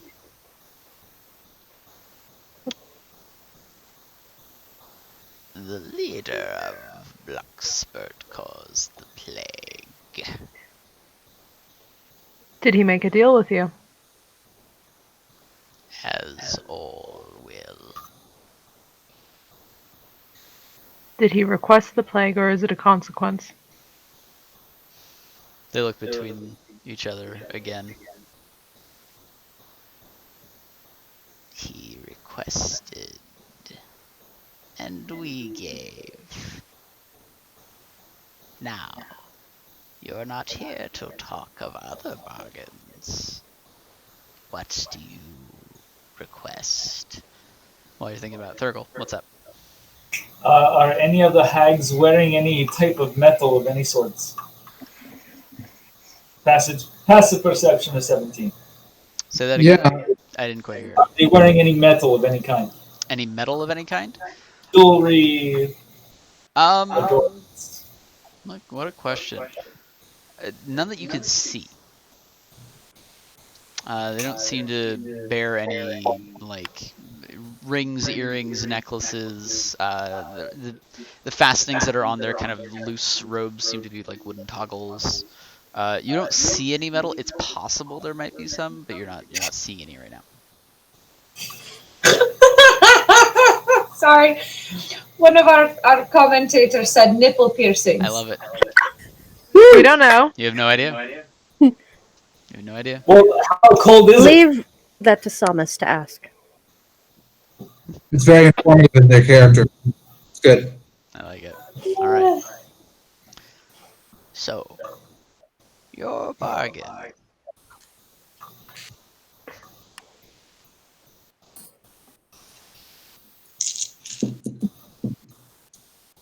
Do you know what we came for?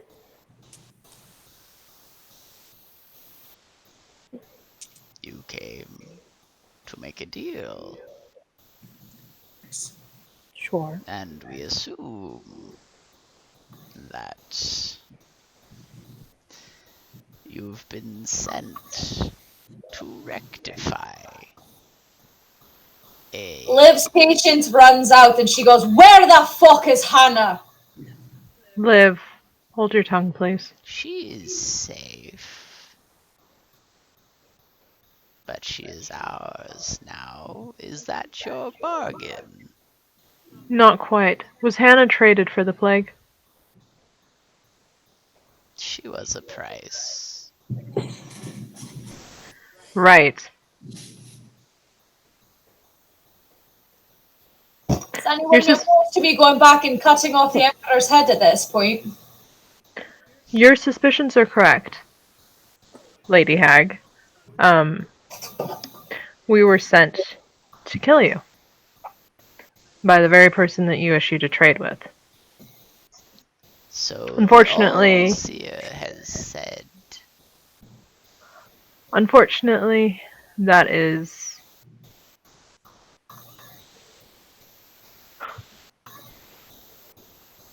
terribly unfortunate for him. So, my concern is this plague spreading. What is the likelihood of that happening? It will spread, as How far? all plagues do. Is there a way that I can persuade you to keep the plague local?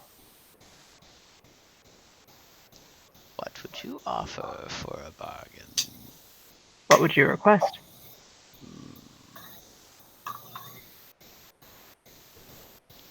To keep the plague contained.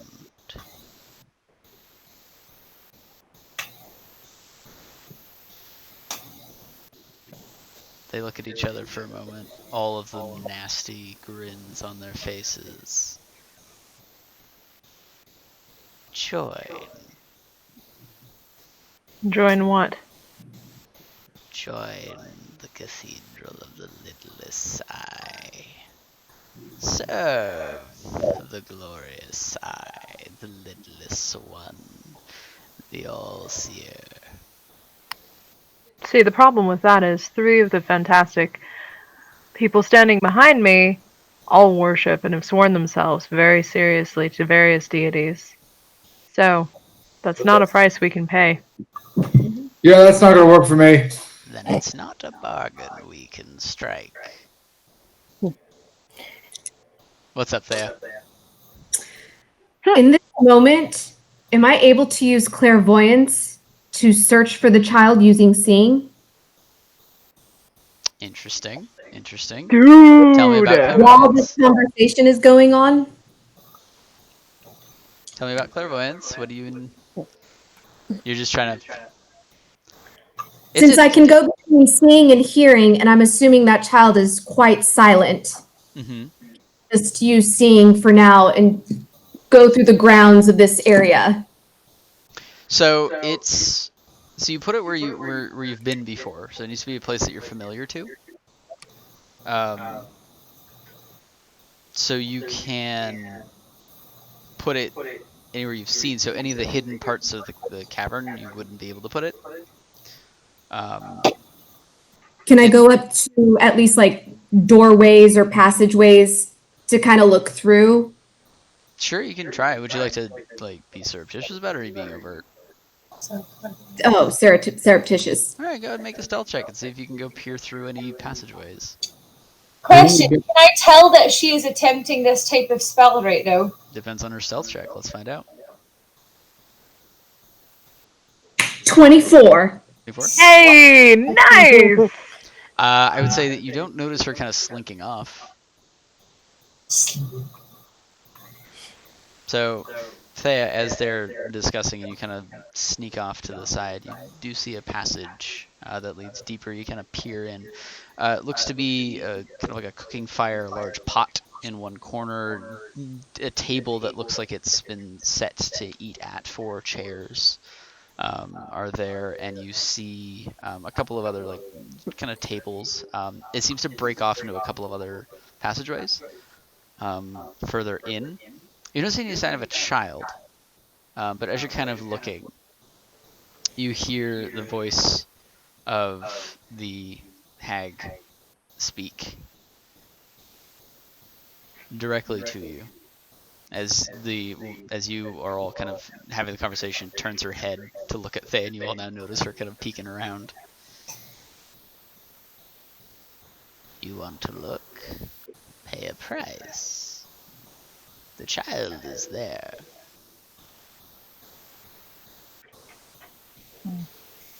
In Theia's moment of not really knowing what to do, I grab. It's called panic. Well, That's what it's called. I don't know about feelings, but maybe in this moment a little.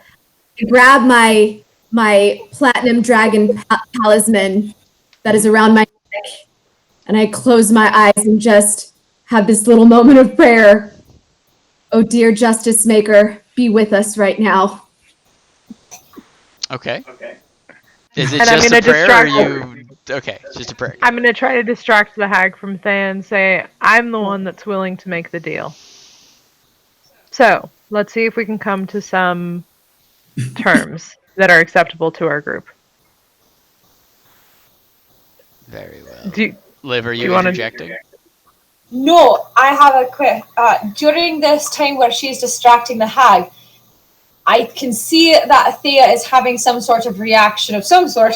I'm going to leave Thurgoul in the doorway, and I'm going to make my way over and ask Thea to whisper to me what is happening, and if she can describe to me what she's going through right now. Okay. Just gonna go console Okay. for a bit. All right. The hag looks at you, then ask.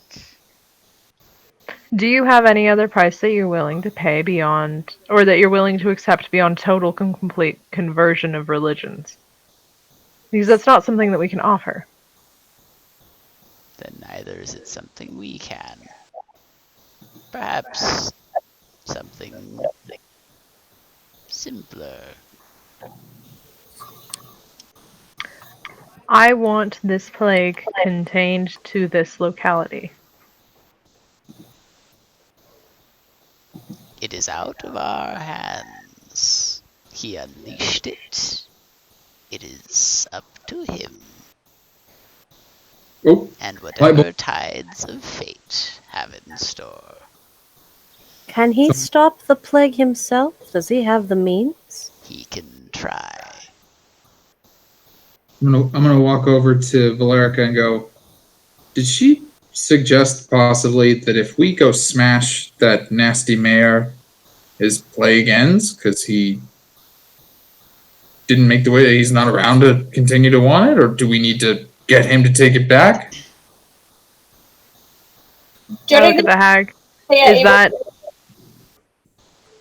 Sorry, what, Sabrina? during this time, what is Thea able to tell me? Because I know these are happening kind of simultaneously. Yeah, what are you telling her? I asked you.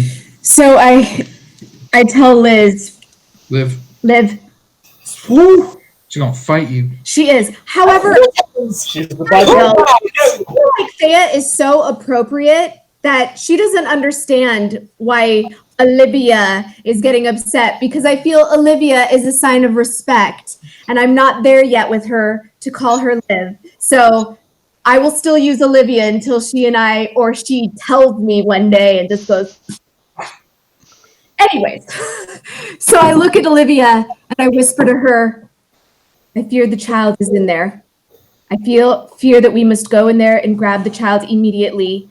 However, the hag did whisper to me that they are willing to make a deal, but I say we leave that to Lady Indric. Will you go in there with me? I whispered, do you fear the child is in there, or did you see her? Do you know that she is there? I did not see the child, but I saw 4 chairs. There are 3 hags out here. I am certain the child has to be in that area. Question to DM: Is she able to describe to me a very specific location? Like, is this a very distinct room? Yeah, it's definitely a separate room. It looks pretty distinct. Okay. I mean, it's got, like minor amenities in it for sure. Yeah. I whisper to her, I have a plan, and then we'll resolve that in a second while they finish their dialogue on the other side. Okay. I'm going to ask the hags, what is it worth to you for the mayor to be gone? Kind of look at each other. Are you making an offer? Possibly. Actually,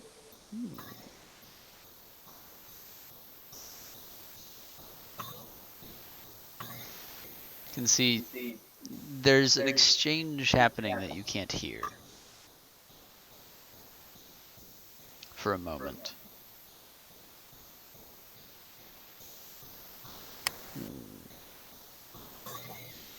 So you propose killing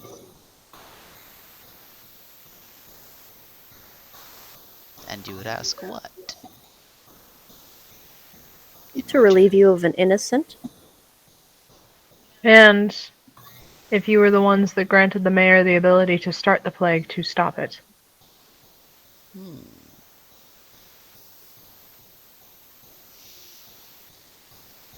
Well, the plague will consume him either way.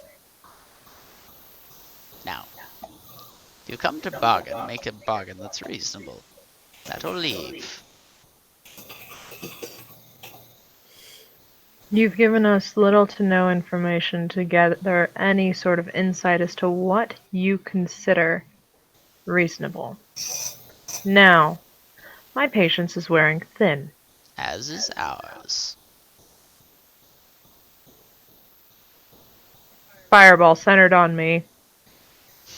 Okay. Spell sculpt. Level 5. Okay. So that being said, I'm going to take this opportunity because I've been around her long enough to know when this shite is going down. I'm going to tell Theia, it's time. Be ready. And as I'm casting Fireball, I am going to cast Dimension Door to exactly that room that she just described to me. Okay.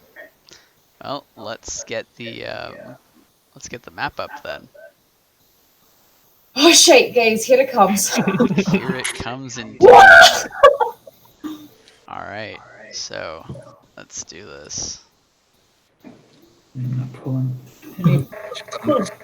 And Theia, no, I am not bringing you with me on this round. I'm just gonna disappear in front of your fucking face. Okay. Can't see me. I feel like Theia will still try to follow you, but then realizes, oh, she really is just leaving. Oh, okay. She poofed. Alright, I'll put you guys where you're going.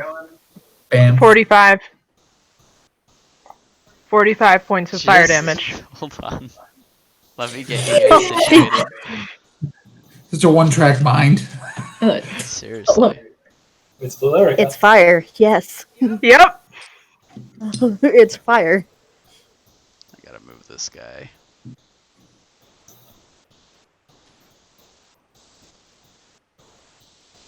Alright. So, you're doing Fireball. Yep. Spell sculpt around all of us. Alright.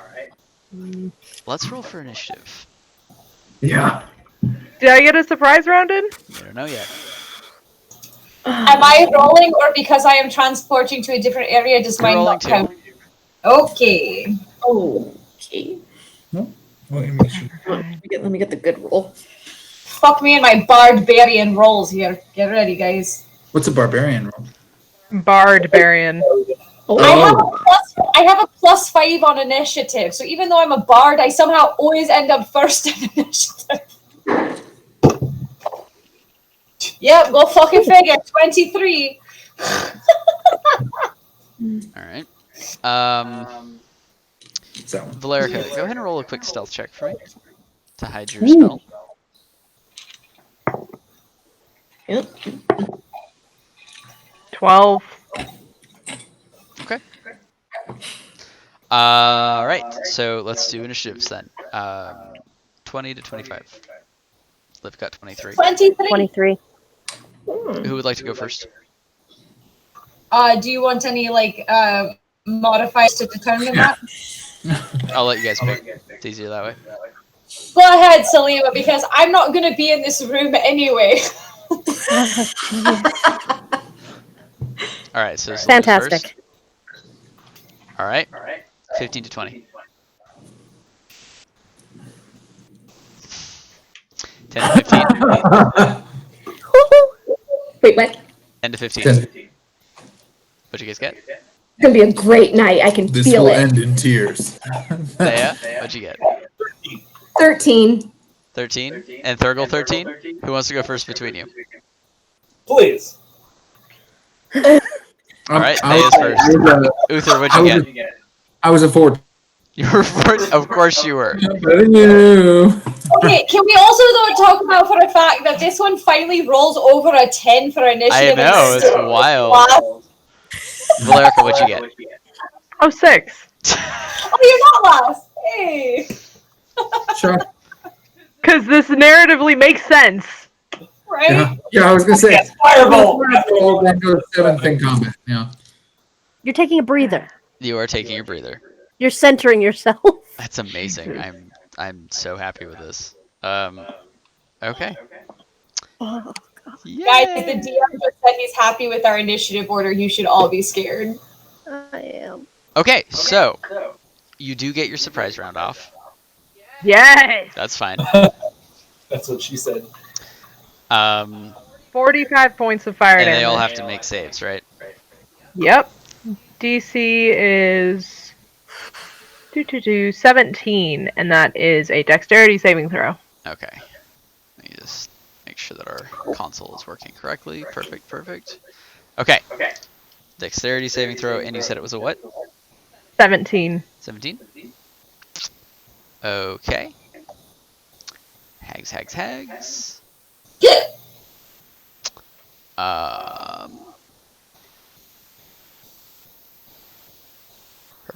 Perfect. All right.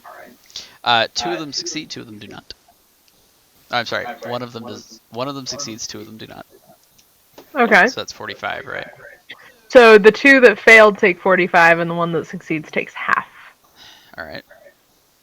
So 22 or 23, depending on how you want to do it. Okay. Sounds good. That. And I don't know if the stocks are around still. There's one. They have to roll 2. Yep. I'm aware.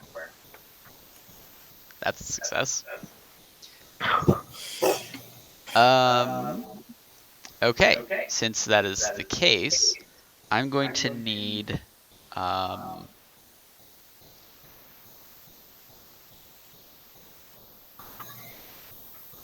I'm going to need Uther to make a saving throw, please.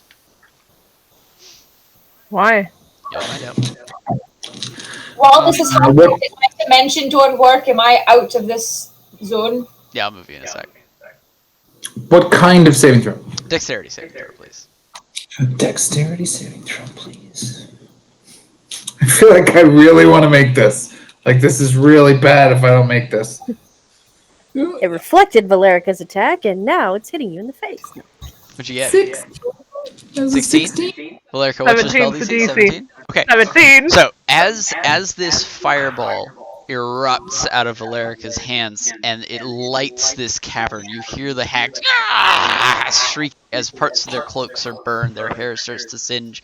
2 of them start looking like they've been seriously injured. One of them looks just angry at you. The spell, normally sculpted around your allies, as it reaches the spectator, it wraps itself around, reflecting and impacting Uther, who is going to take 45 points of fire damage. 45? It's all the fireball spell. Spell reflection. Oh, shit! Even was with kidding. spell sculpt? It can pick a creature within 30 feet that it can see, and that creature has to be targeted, Oh, shit. including the spellcaster. Oh, that's terrifying. Yep. So, Yeah. alright, so Theia and Liv have been Super happy with DMs. Valerica right now. No, Taylor was not with me. It was just me. It was just you Got used Dimension a Door, holder so... in the room. Do it. Uther, we are even? Alright, What did I do to you? Remember, you were like, I'm going to say sorry to everybody. We're even. You alright. don't have to say sorry Oh. for anything anymore. So, Silima, The you're up theology of first. Liv, you're up next. So, Silima, what you doing? Oh, God. Alright, which hag didn't get any damage? It took half damage, and that's hag number 3. And I'm too close, right? You're in melee range, yes. Alright. Cunningham, are we up on Going right now? to... We are up on Astral, yes, currently. So if you'd like to jump Is on it- there, you're free Oof. to do so. Anyone Alright, up I'm for gonna take linking that real quick? Yeah, I'll send it in. Step back. I'm going to take a step back closer to Uther. Oh, you gotta use your action sketch. And then I'm going to attempt to do Ensnaring Strike. God willing. Or a hit. Let's see. Okay, go ahead and roll it then.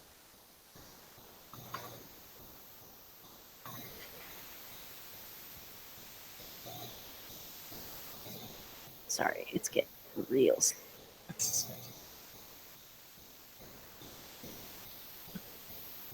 26 to hit. 26. All right, so not taking any reaction against you, you definitely hit the green hag. It needs now to make a strength check, right? For ensnaring strike, Yep. strength. Yeah. Which it resists. I know. Of course. I know. But go ahead and add your damage.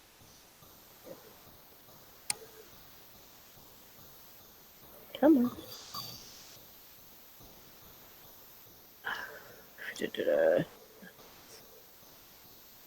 So, 12. 12 points of damage? Alright.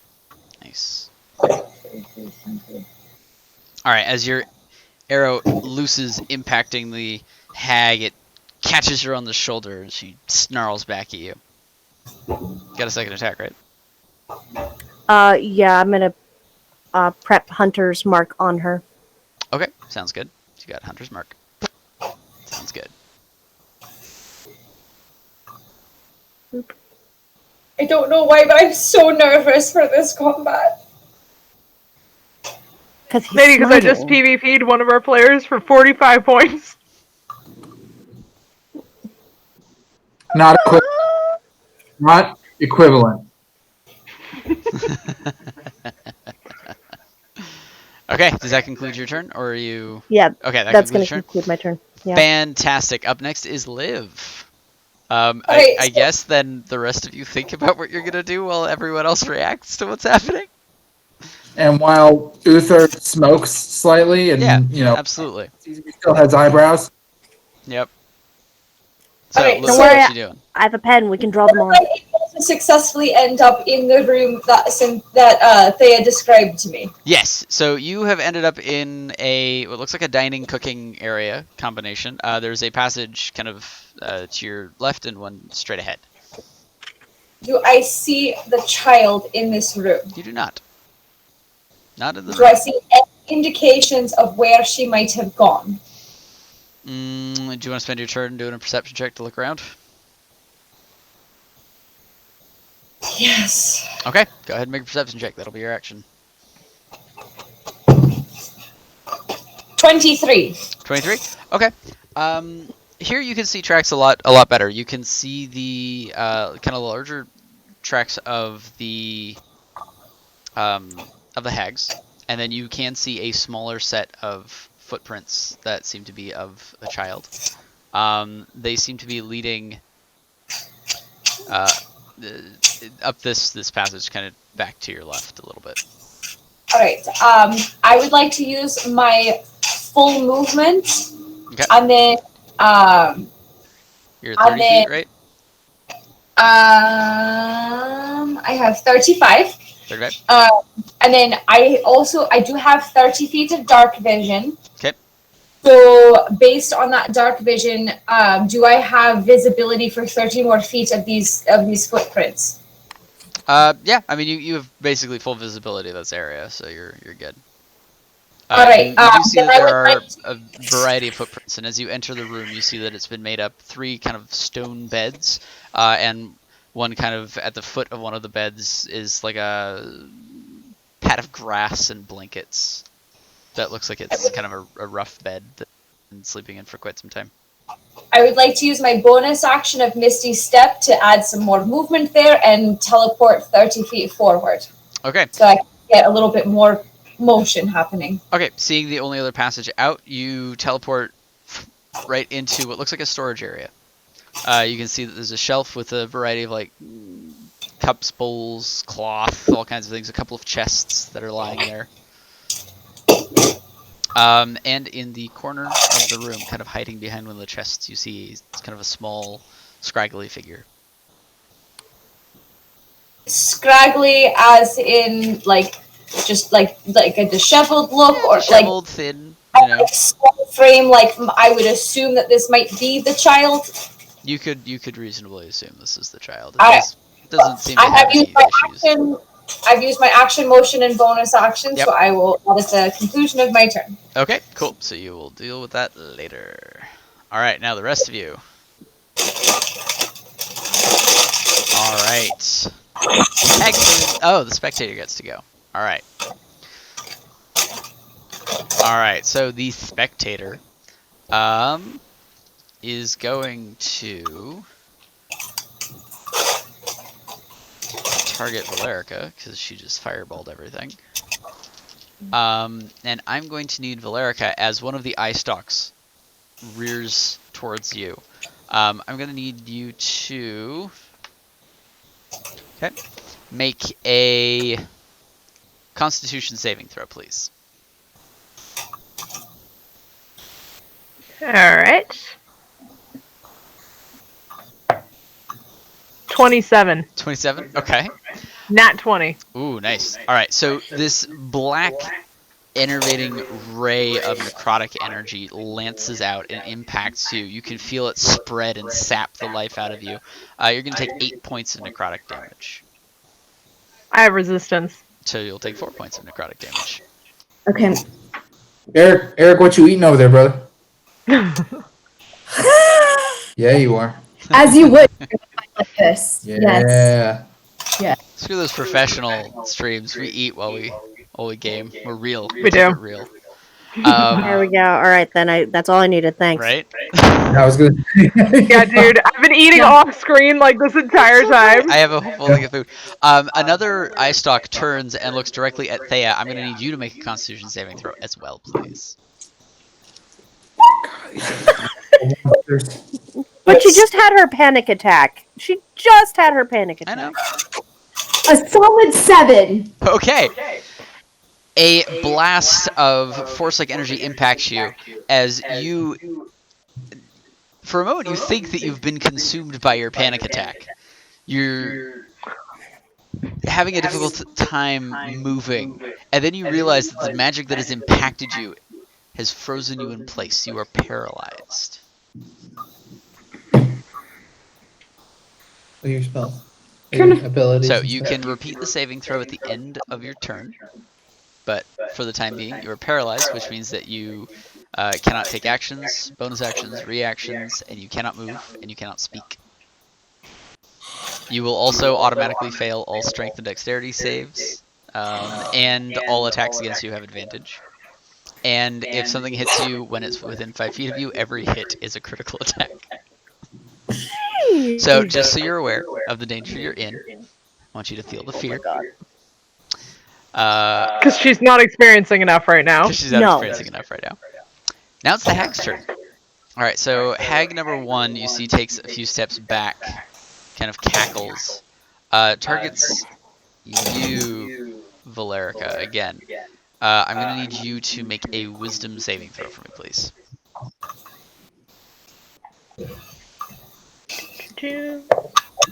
That's a 9. That's a 9? That's a 9. Okay. You guys watch as she points a gnarled kind of finger, and her eyes go black. And Valerica, you lock eyes, and looking into this inky darkness for a moment, you feel that void behind them overwhelms you, and you drop unconscious. You're not at 0 hit points, but you are unconscious. So what am I? Unconscious. No, I mean, if I'm not at 0 hit points, do I take any damage? You take no damage, but you are unconscious. So unconscious is that you cannot take actions, bonus actions, or movement. You cannot move or speak. You are unaware of your surroundings. You drop whatever you're holding, and you are prone. You're going to fail strength and dexterity saves. You're basically paralyzed as well, but you're also just asleep. Weekend at Bernie's over here. I know, right? Okay, fantastic. So Valerica is prone. Hag number 2 takes steps back. All of them laugh in unison as this happens. This cackling, horrific laugh that echoes throughout this entire area. I'm going to need, as number 2 decides to point directly at Uther, I am going to need you Process to- of elimination. make a wisdom saving throw. Oh, nice. Okay. All right. No. Yeah. remember Wisdom's wisdom's a good one for me. that. Oh, okay. Still, Roll a die. we have to come up with a symbol for the prayer for Tyrlin. Is it that? And 24. 24. Okay. You feel the impact of this magic. You can feel your skin start to ripple and transform. Your prayer to Tyrlin and your consecration and the sheer physicality of your body combined with your domineering will shakes off the transformative effect of this spell, and whatever was going to happen does not, as the cackling stops for a moment and the hag sneers at you angrily. And I give her the what did Eric say? The ancestral sign of my people. All right. That's out to Earth, though. You look sexy doing it! Ah!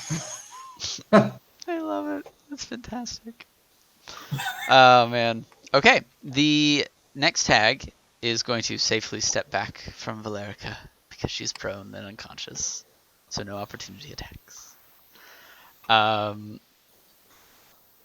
She is going to... You are going to need to make a wisdom saving throw as well, as this one reaches another claw out to you. Who was that? Was it me again? No, this is Silima. A wisdom saving throw? Wisdom saving throw, please.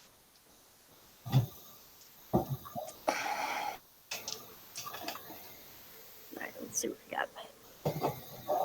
18. 18. Okay. You feel your body also start to lock up and freeze for the briefest of moments, and then you shake it off as you clear your mind and break whatever this holding spell would have been, as this hag also sneers at you. All right. With Well, that, thank you. you hear the chittering echoing through the hallways and the sounds of clattering and footsteps. But beyond that, nothing else. It is now Uther's turn, and then Theia, and then Thurgoul, and then Valerica. So as his skin still gives off a faint amount of smoke, Sure. and as he rejoices in shaking off whatever attack, he pulls Final Flash out from behind him and goes, "I hate this place," and smacks the hammer down real hard in the middle of exactly where he's standing. And is going to do Destructive Wave with Jeez. Channel Okay. Ready, Destructive Wrath attached to it, Okay. and I'm casting it at level 5. So that is each creature within 30 feet, which I think is everyone, Mm-hmm. has to succeed on a con saving throw or take 30 thunder damage, as well as 30 radiant damage, and be knocked prone. Because I cast Destructive Wrath, it's automatically 30 and 30, so a save means they get half of that. Okay. Sounds good. As So- you begin to channel your spell, you hear snap. And you said it is 5th level? I'm so grateful I'm not in this room right now. All right. No. Yeah. They're counterspelling you, man. I'm grateful I'm close to the ground. Okay, so you cast it at 5th level. They've got to beat. They've got to be 15. It's a natural 16. Your spell fails, Oh. as counterspell disrupts your casting. And that toothy grin forms, and you hear that. I again give the cultural ancestral sign of my people, As you do. as I do. and my turn. Wow. I can't do anything else. Okay. Fantastic. Theia, you're up. You're paralyzed, so you can try to make another saving throw to break your paralysis at the end of your turn. So, Constitution saving throw, please. 16? 16. Okay. As you try to focus and clear, you calm that moment of panic you have, and you start to feel your fingers, then your hands, your elbows, your shoulders, your legs start to finally move as you shake free of the paralysis that the spectator so graciously gave you. That'll end your turn, but you are no longer paralyzed. Excellent. All right. Thank heaven for small victories. Right. All right, Uther. I'm sorry, not Uther. Thurgoul. Other cleric. I've only got 3 clerics in the party. The shorter one. And 2 of you are only kind of brethren. Like, whatever. It's all good. It was only a minor stroke I had. It's just in my name. Okay, What are you doing, so It's the alcohol that got you, Uther. Yeah. Mm-hmm. That's right. Too much bang. see, because unfortunately I cannot see on our feed, but I see it on the live feed. I want to move around or through whoever's next to me. Valerica, I think? Yep. Mm-hmm. You're right next to Valerica. I want to get right next to the middle of that, whatchamacallit. Like there? The platform. The altar? Got it. With an even distance between all 3 of those bitches. Like there? Yeah, that'll work. Spirit Guardians at level 5. More stingrays. All right, So- Spirit Guardians at level 5. Make my motions, and you hear me say some random smell under my breath, and you just see these ethereal stingrays start fluttering around Counterspell. all around me. At a natural 18. Natural 18? What's your... And you said 5th level? Yeah, it's got to be to 15. So I have to So roll? your Spirit Guardians fizzle out. Son of a bitch. I told you guys, those of you watching, you watched me type it in over there. The DM just wants us to die this week. Is what happened. Yeah, it's like this Twitch thing was a horrible failure. I need to reboot. Clean sweep. What a way to start a stream. Just TPK right out the gate. Yeah. In my frustration, I do try to cast my spiritual weapon Okay. by the northernmost fucking bitch. All right, you got it. Level 5. There's And I'm a going to spiritual add- weapon. They're not counterspelling that one, it seems. Good. They deserve it. So you can roll to attack if you'd like. And I am going to, because I would like to fucking hit their face. Go for it. Nat 20, guys! First one of the freaking stream. Fantastic. Very nicely done. All right. Yeah, double your damage dice and tell me what it did. It definitely hits as your hammer just wallops into this hag. You can see like bits of those yellowed teeth kind of crack and small parts of them kind of fly out. Well, it is 2d8 plus 3 for force damage, so give me You 1 double second. Yep. So 4d8. Jeez. 13. And another 13. 13. 26 plus 3 is 29 points of blood force damage. Jeez. Get it. Fuck that bitch! All right. Oh, As you you did. whack into her with your spiritual weapon, she's looking rough. She comes back like most of her teeth are kind of cracked. She's got some broken skin on her face. She snarls at you as blood kind of pours out. You did some damage to her. Yeah, All you of did. them kind of shriek this high-pitched, shrill, almost agonizing to deal with sound. But Counterspell that bitch! Should have. All right. Shit. Thurgoul, anything else you're doing? You did bonus action, you did your action, took your movement, you're good. Valerica, I am set. you're unconscious.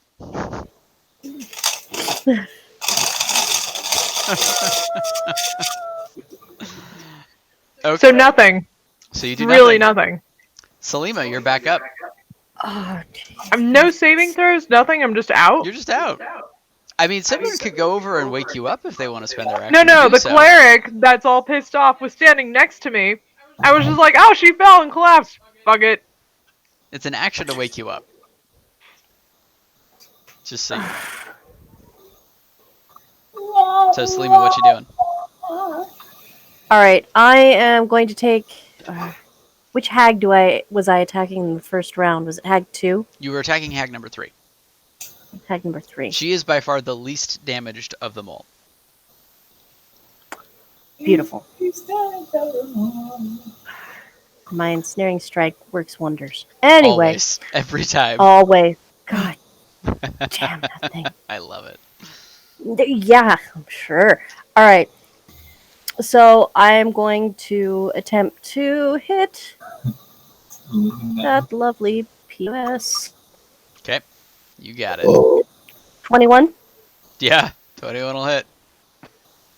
Your arrow looses and easily pierces through any natural armor or padding that they have, and it just lodges itself directly into her body. What's your damage? Because she was hunter's it's marked gonna as well, be- so. Yes. So it's 15 natural damage plus 4. So total of 19 for 19 the first points of hit. damage? Can I bring up that the phrase "What's your damage" was a really, really great cultural reference for like 5 years What? in the 90s? Oh, it was? Oh yeah, because we'd be like, What's your- "What's the problem?" It'd be like, "What's your damage?" Oh, that's funny. That's good. Glad it's better this time. Alright, so, you doing your second attack, or are you doing anything else?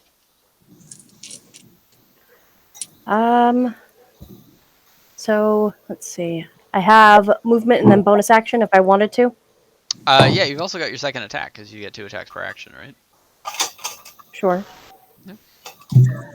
So I'm going to attempt to get to about there and attempt to shake Valerica to use as my action or bonus action, I guess, whichever one I'm allowed to do. Technically action. And technically action, that's fine. I'll use it. That's fine. Screw it. I'd rather get I'll her allow up than have her That's still fine. prone. So, Valerica, you feel... Where'd you go? Oh. You I don't know. feel the... She's on the floor. Get up. I know. Get up. Hey! You feel the sudden kind of shaking as you kind of blink your eyes open. You see Silima over you, kind of trying to shake you awake. No, you're no longer unconscious. Yay! I'll allow it. That's easy. So, you done? I think I'm done. I don't have anything else I can really do. Alrighty, Liv, you're up. You can make a simple gesture. What you doing? All right. So, where I'm at, you said I could see this figure. Would you say that, based on my perception, that it is within my movement space, 35 feet? Oh yeah, you got plenty of space, yeah.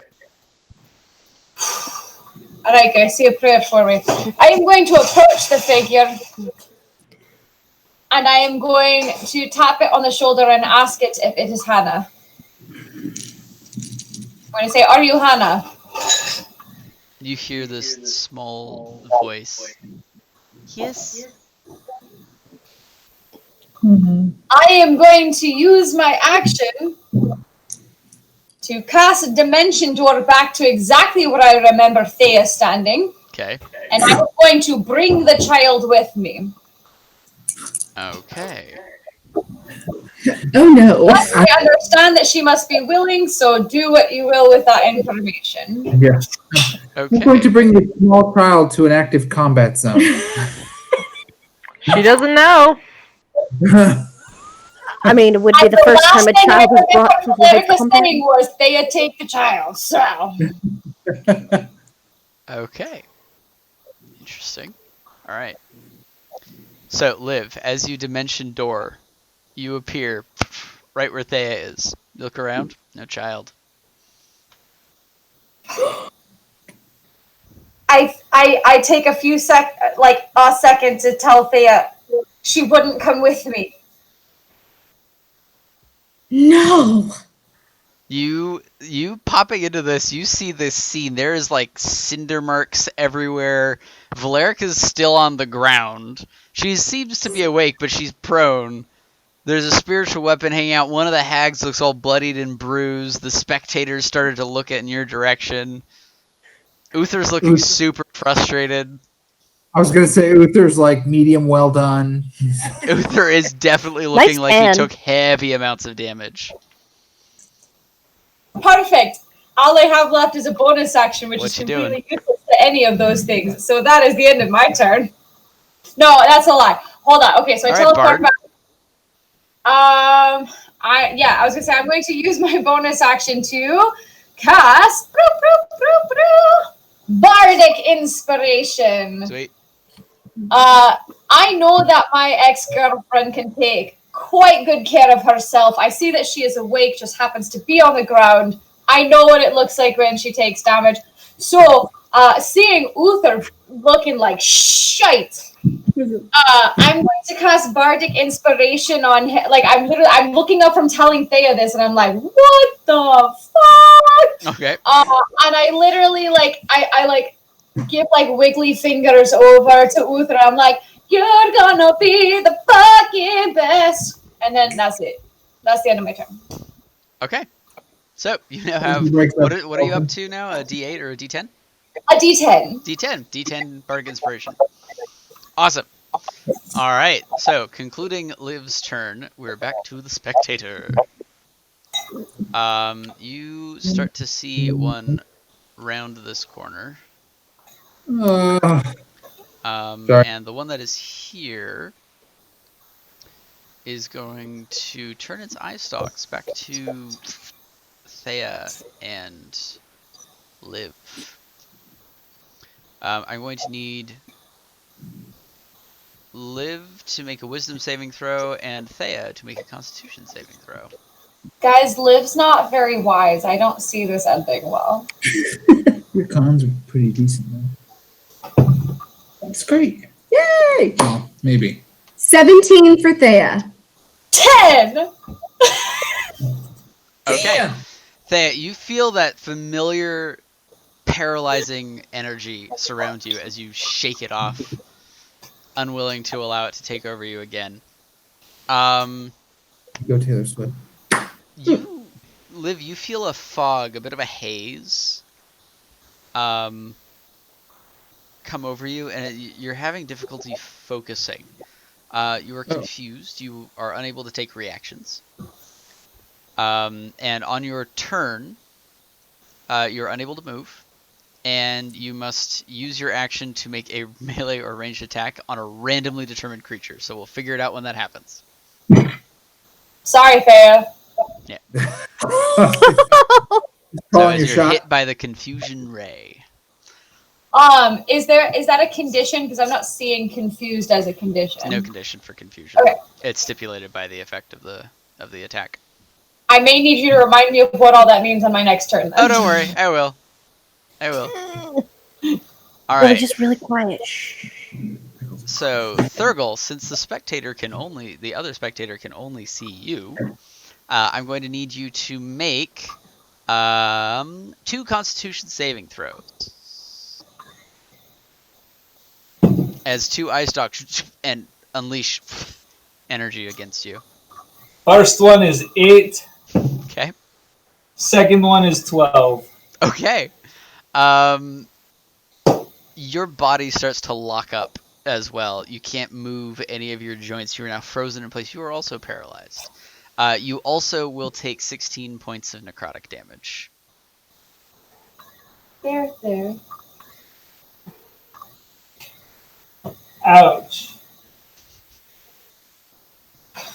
Okay. That is the spectators. Dope. Alright. Next are the hags.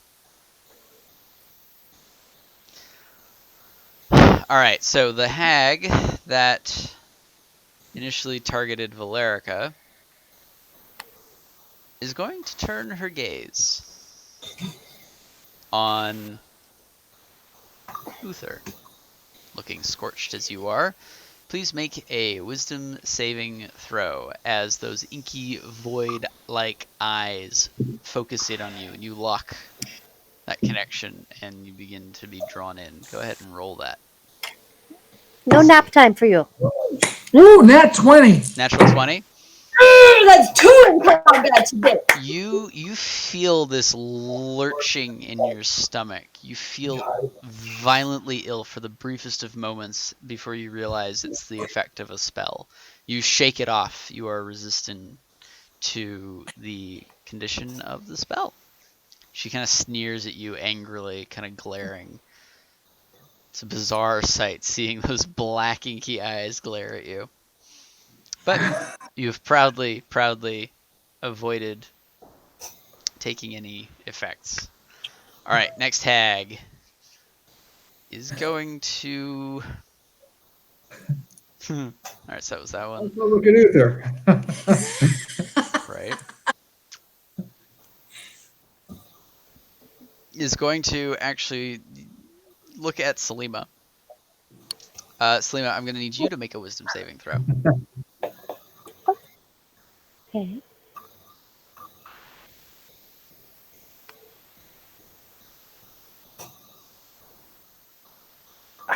Roll, damn you, roll.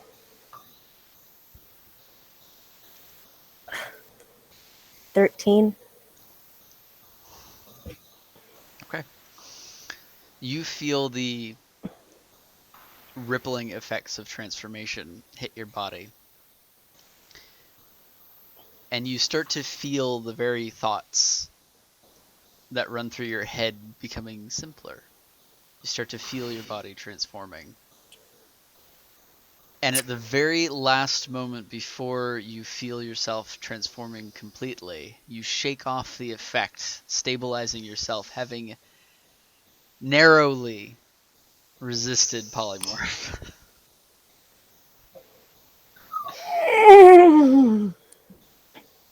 No, you're not a horse. You resisted polymorph. Dang. That was the resistive urge of shout. The hag sneers at you again, angrily, kind of spitting in your direction. The third one is going to target Thurgoul. You're locked in place. I need you to make a wisdom saving throw, please.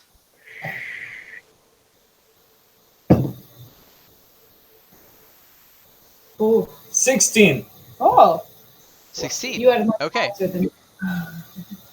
You feel the air kind of around you and directly in front of you kind of shift and shimmer into a phantasmal form. You have this brief moment of concern, confusion, and fear before it's dissipated, and whatever illusion she was going to create dissipates completely.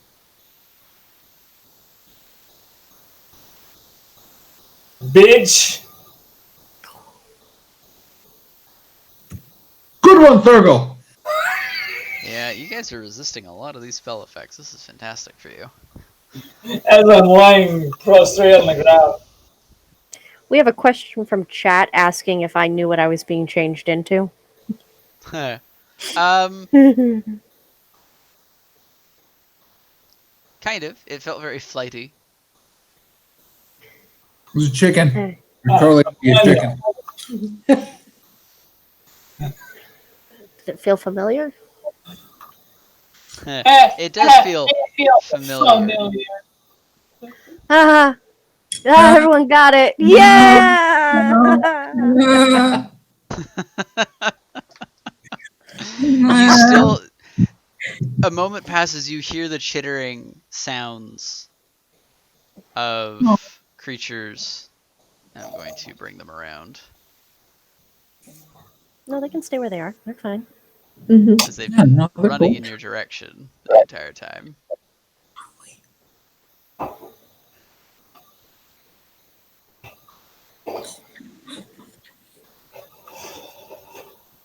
You can hear them coming. We'll just pretend you guys don't see them. Until I resolve that. Okay. Uther, you're up. My hopes are not very high. All right, let's. Heal yourself. Oh my god, you're a cleric. Yeah, I know. But we also have a healer who I was not counting on being made unconscious. Yes, that's why you can heal too. Oh, Wild magic. yeah, I know. It's no fun. All right. So I'm gonna run at. All right. So we'll do. I guess God, what prayer of healing? No, too long. Yeah, prayer of healing's Unless you have 10-minute potions. cast. Yeah, I was gonna say that ain't gonna work. So wildly Do you have impractical potions? right now. Yeah, yeah. So You'd be 10. dead before you finish casting. Yeah, seriously. Okay, so we'll just go ahead and do. Honestly, I'm gonna count on Theia being able to actually do something this turn, and I am gonna run at this hag here, the one Thurgoul's already attacking. Okay. Yeah, fuck that bitch up. So you run up next to the glowing hammer that is Thurgoul's spiritual weapon. The hag then I'm looks gonna mangled on one side. Yes, and I am going to pile on and have no mercy and take my not glowing hammer and try to park it on top of her noggin. Okay, roll an attack.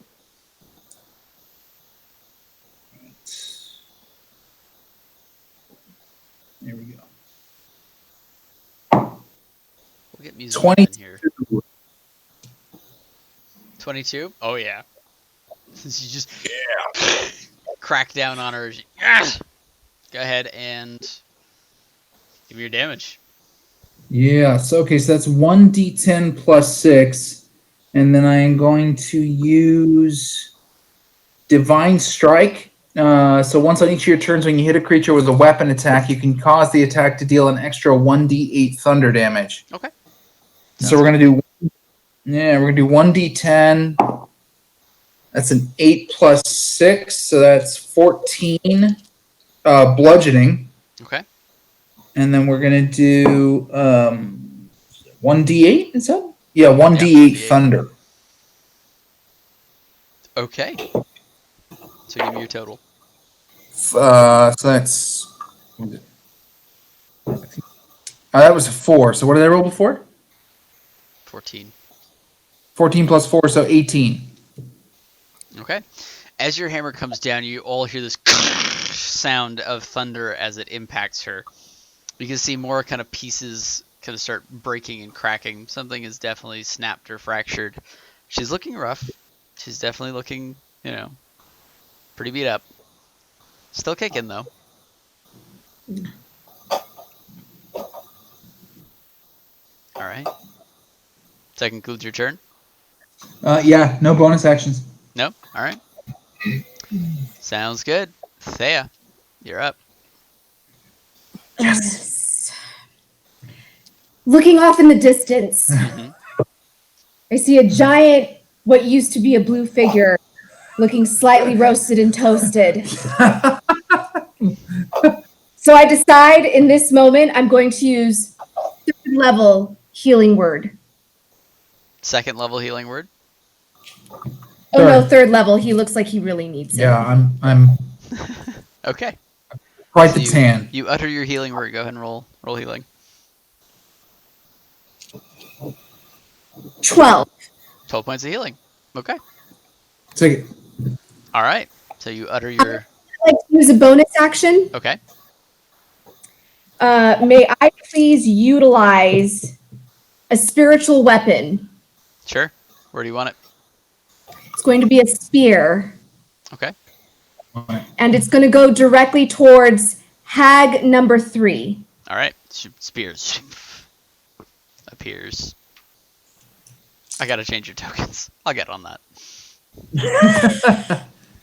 One of these days I'll remember. I'll just use that weapon, whatever it is. Priorities, Cunningham. Priorities. I know. It's only writing an entire campaign. That's fine. So your spear, you get to attack. Would you like to? Yes. Go for it. Roll your attack. Hit these thingy. 12? Okay. Your spear floats and stabs as the hag just deftly moves out of the way.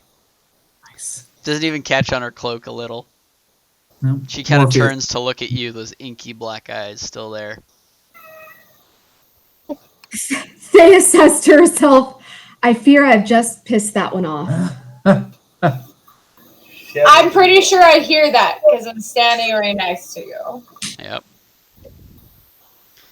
Just say. All right. My turn. Yeah, you hear it for sure. Okay. Thurgoul and then Valerica. Side action to like pat her on the shoulder and be like, it's okay. You can't do any reactions.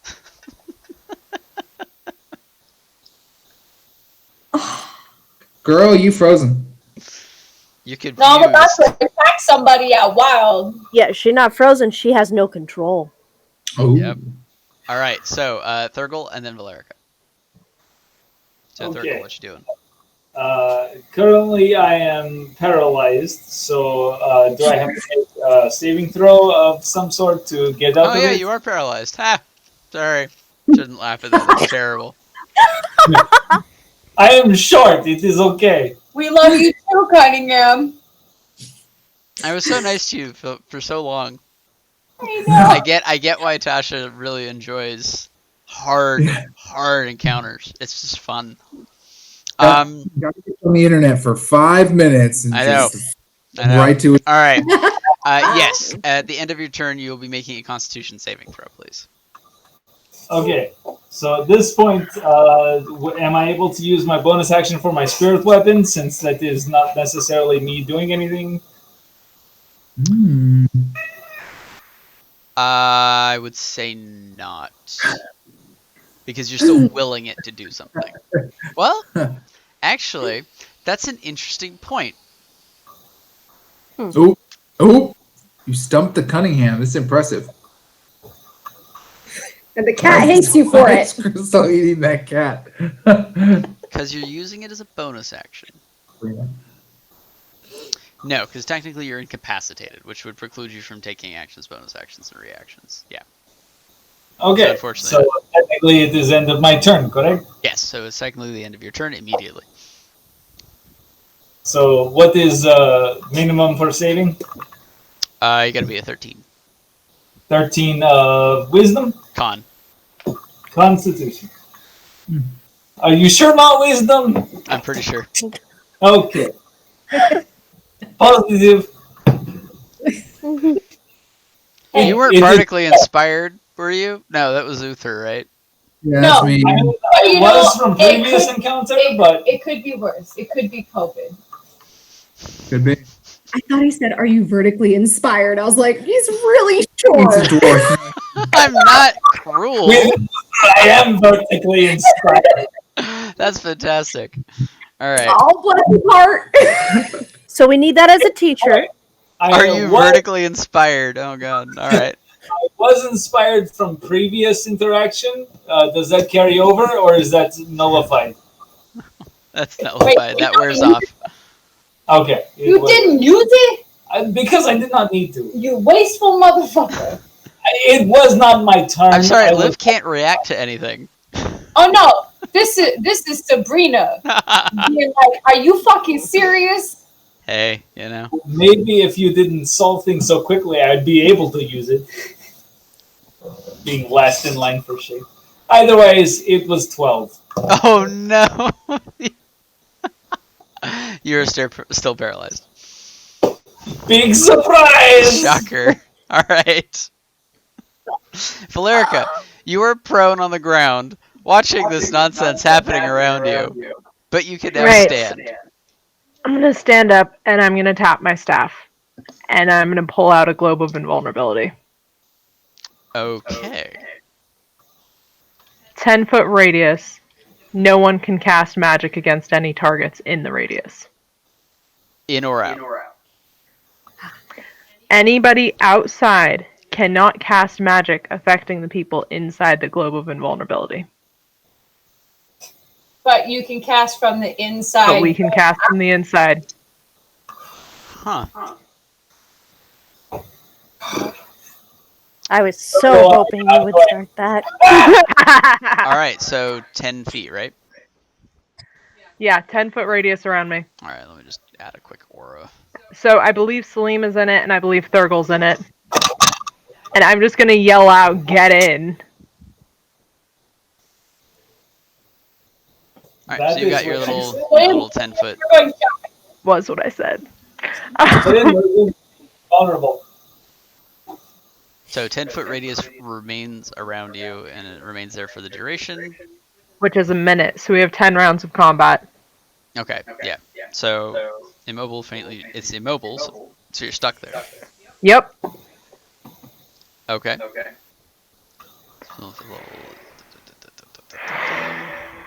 Okay. Yeah. And then I'm going to spend 2 sorcery points and quicken a spell. Okay. But wait, there's more. There's always more. What level Tell me, is which that hag spell, Tasha? is what spell? Oh, I'm sorry. You were using an item, right? Casting. Well, Yeah. you were technically casting a spell through the item, so it's still spell casting. Okay. So I'm still bound to the level restriction, yeah? Yeah. Yeah, I got you. All right. What are you casting? I am going to cast.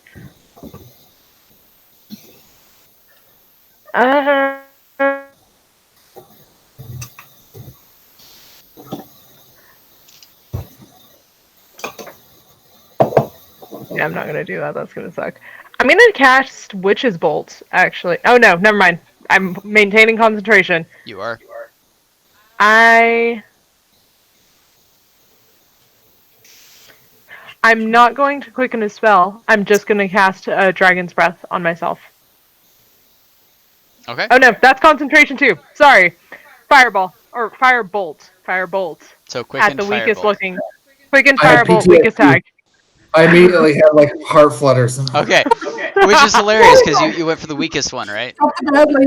Yeah. Okay, that happens to be the one that Uther's attacking. So Uther, this flash of flame just. So go ahead and make your attack roll. Cool. Ah! That's a 16 to hit. 16. Okay. Your fireball flies forward, impacting the hag. Seems to do absolutely no damage. I didn't even roll damage. I know. Resistance? Doesn't look like Immunity, she's it sounds like. resistant. Just looks like she's got a really thick hide. So I didn't You hit did not hit. with a 16. Got it. Okay.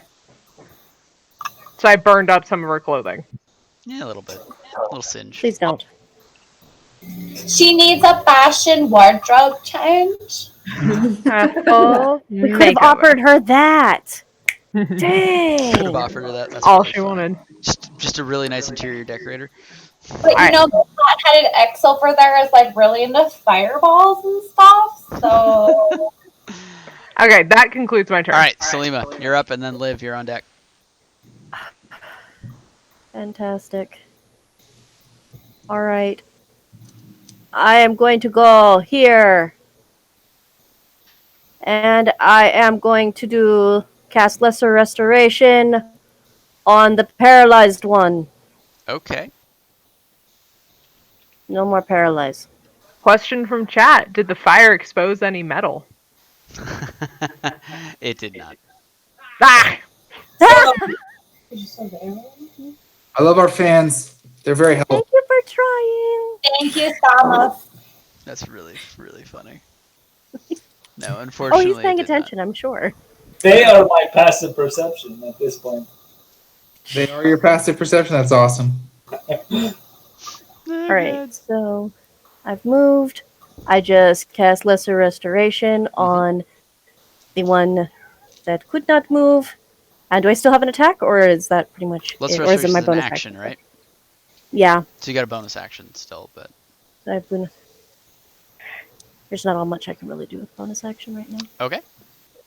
So I'm gonna end my turn. Cool. Get up. Hit up. Hit up.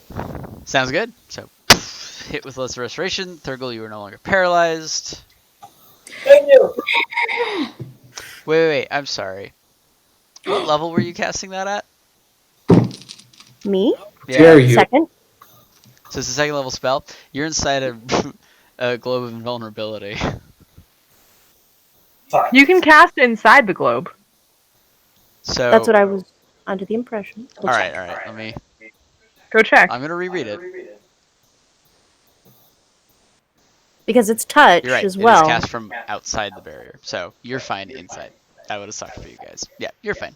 Yeah, no. I just like I would have made a killed lot of him. different choices right there and been like, sorry. Yeah, you're fine. You're no Casually. longer paralyzed. You're good. Horrible.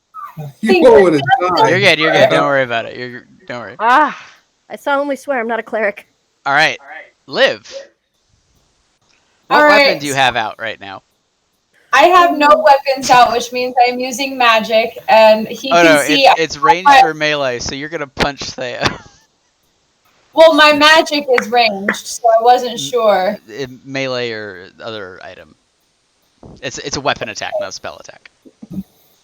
Well, that's good, because I thought it was going to be like whatever spell I had determined, and it was about to get real messy because I had already had it picked. So go ahead and roll an unarmed strike against Theia. Roll the one. In your Are we about to confusion, duke it out in like your a side confusion, fight? you see those eyes, that kind of motif just kind of shifting, and you can't quite get a handle on, is it the spectator in front of you? What's going on? And you just kind of lash out. What'd you get? I haven't rolled yet. I'm apologizing in advance for whatever happens. I love you. That club punch.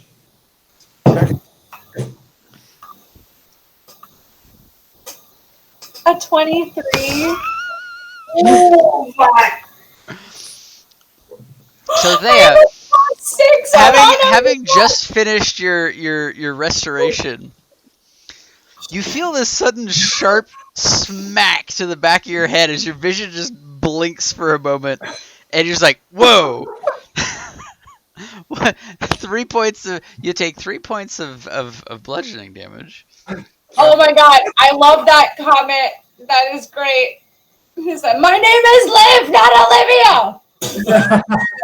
It's so true. It's so true. You deserve this. Can I have a reaction attack? No. No. It's your teammates! Sentinel, anybody? No, you don't understand. I'm like sucker punching you in the back of the head. Yeah.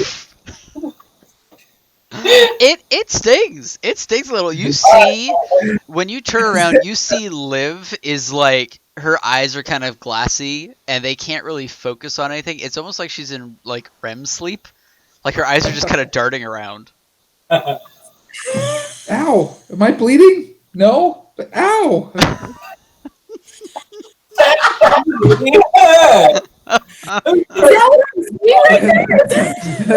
Okay, so that's Liv's turn. You're no longer confused. As soon as this, you punch, your hand feels bizarrely sore, and you see Theia like, what? Do I have the chance to be like, what the fuck? I'm sorry. Yeah, it's quick enough. You can be like, ah, sorry. Yeah, that's fine. I didn't mean to. Yeah, My bad. you're good. Liv suddenly goes Italian. I didn't mean to. I mean. Sorry.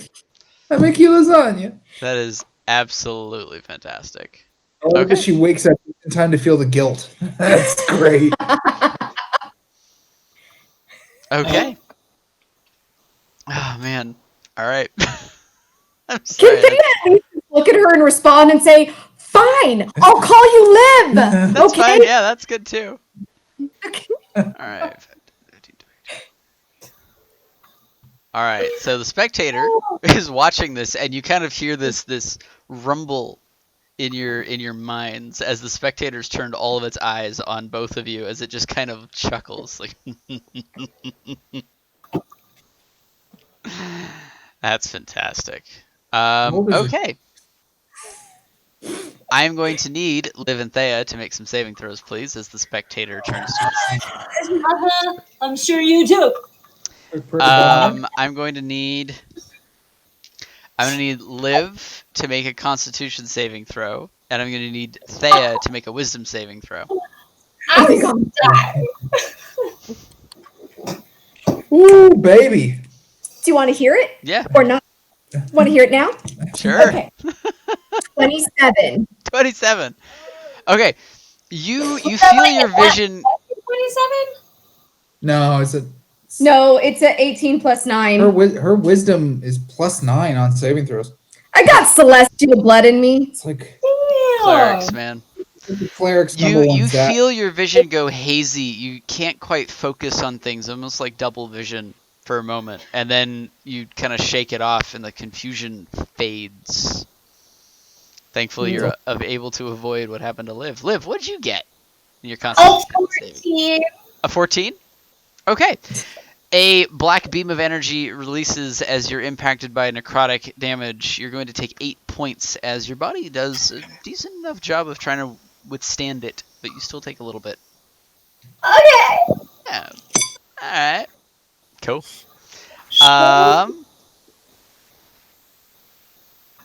Alright, the other spectator, seeing that... God, there's 2 of them now, huh?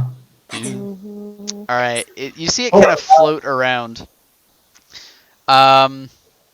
Uther. Uther. You watch the spectator turn, look at you with all 4 of its eye stalks, and slowly begin to approach the statue. The statue. Of the hand? So there's the hand, just so you guys have an idea of what this looks like. There's this giant hand with a pillar carved kind of hooded statue. That's there. It's slowly starting to approach it. And you see all of the hags turn at once to look at it and all start grinning.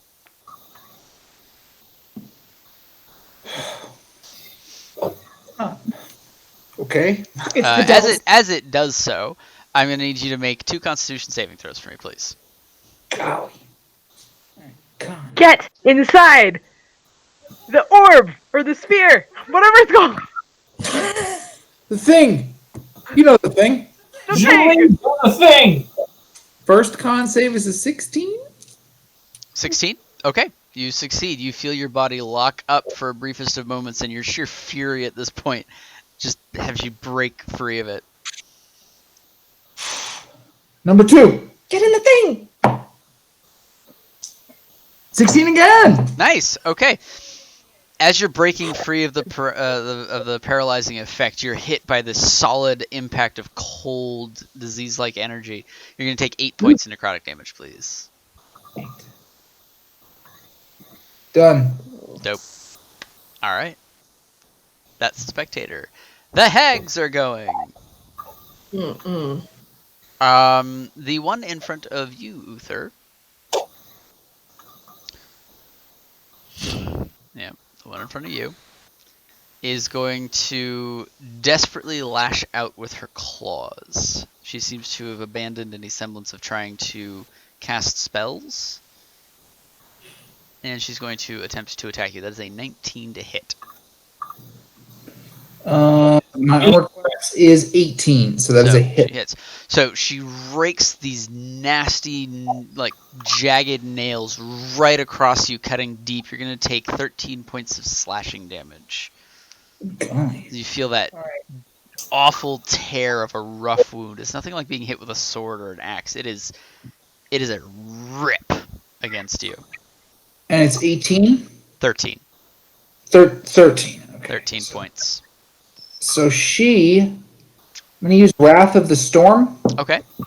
When a creature within 5 feet that I can see hits me with an attack, I can use my reaction to cause the creature to make a Dex saving throw, DC 15, or it takes 2d8 lightning damage. All right, roll the damage. Yeah! All right. Okay, 2d8. First roll's a 5. Second roll's a 6. So that is 11. 11? Points of lightning. Okay. As she finishes raking across your chest, you feel this burning pain, and you feel that familiar static-like tingle, as out of the very wound, conducted by your own, iron-rich blood, an arcing bolt just kind of following that trail of blood spatter as it impacts her, as her body seizes for a moment and collapses on the ground. You hear the other two shriek in absolute disgust and pain as the witch in front of you is now deceased. Yeah, it is. Teach you to slap me. You, for those of you who are close, Thurgoul, Silima, and Valerica, you notice the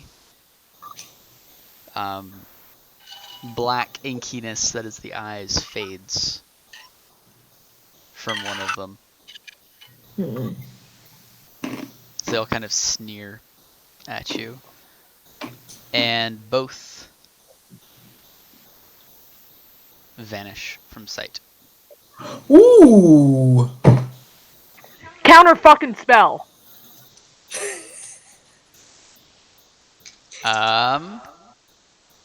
Wait, is it a good thing in this case? Do we? Not a spell.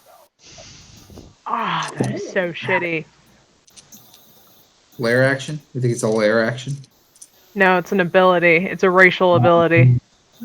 So both of them disappear from your sight.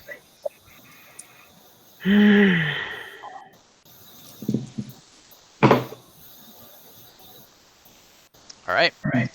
You can hear the chittering sounds still on approach. And let's... Whose turn? We're still in combat, right? Yep. Whose turn? So it was Uther's reaction. Where does that put us in initiative? You are starting to see, Theia and Liv, you see 3 of those chittering goblin-like forms rushing down, weapons drawn, starting to enter the cavern. All 3 of them draw crossbows. They have these 4 arms, each one carrying a different weapon. Kind of a club, a spear, a crossbow, and a shield. As all 3 of them draw, 2 of them are going to go for Liv and 1 for Theia. Lovely. Alright, so the 2 that are going for Liv, that is that is 2 16s. God damn it, really? Yeah, 2 natural God 12s. barely. That is my DC, or my AC. So as 2 bolts impact you, you feel this sharp kind of piercing damage as you're going to take 10 points of piercing damage. And then Theia, that is a 21 to hit on Theia. But Her AC is 20. 20? So it hits. Yeah. So you also, a bolt finds its way into one of the chinks in your armor, piercing, and you're going to take 5 points of piercing damage as well.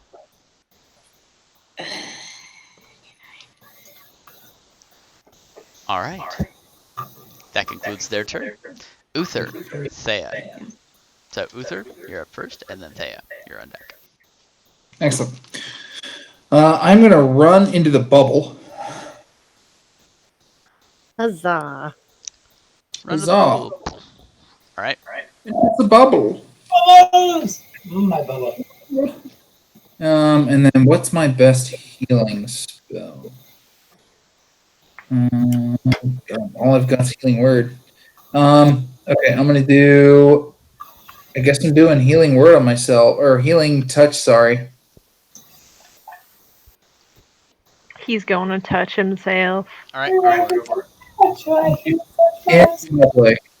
Okay, so it's 1d6 plus my spellcasting modifier, which is +7.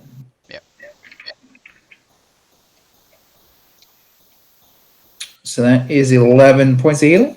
All right, so you heal yourself. All right. So that's your action. Bonus Yep. action. I don't really have any. I'm done. All right, sounds good. Thea, what you doing? Oh God. Doing massy. Thurgoul, you're up after Thea. Mass cure wounds. Okay, so question. Yeah. Will my mass cure wounds from outside this bubble work for people inside the bubble, or do I have to? It will not work if they're inside the bubble because you are currently outside of it. Oh, well, in that case, I'm going to run into that bubble. I got it. All right. So you're leaving Liv behind now, pin-cushioned. All right. For the punch in the back of the head. Am I able to use my bonus action on there, or no, not really? I mean, you can use a bonus action. I mean, did you use your healing word or whatever it was you were going to do? Your action That's what I'd love to do Yeah, then, it's your yes. action, yeah. Actually, mass cure wounds, if that's okay, at 5th level. All right, Mass Cure Wounds, 5th level. All right. Yes, that is a 19. So, everyone within that space heals 19 points of damage.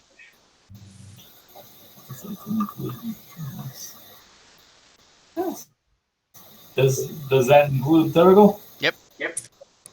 Perfect. Thank you. That is, at this point, everyone except for Liv. Inspiration. Yeah, I see how our relationship is going here, Thea. I understand. Feeling better. You started this battle by teleporting out of the battle. She did me a solid. She was looking for the child. Understand, then she came back with teleported the out of the child. battle, teleported back, and then punched someone in the head. Yeah. All right.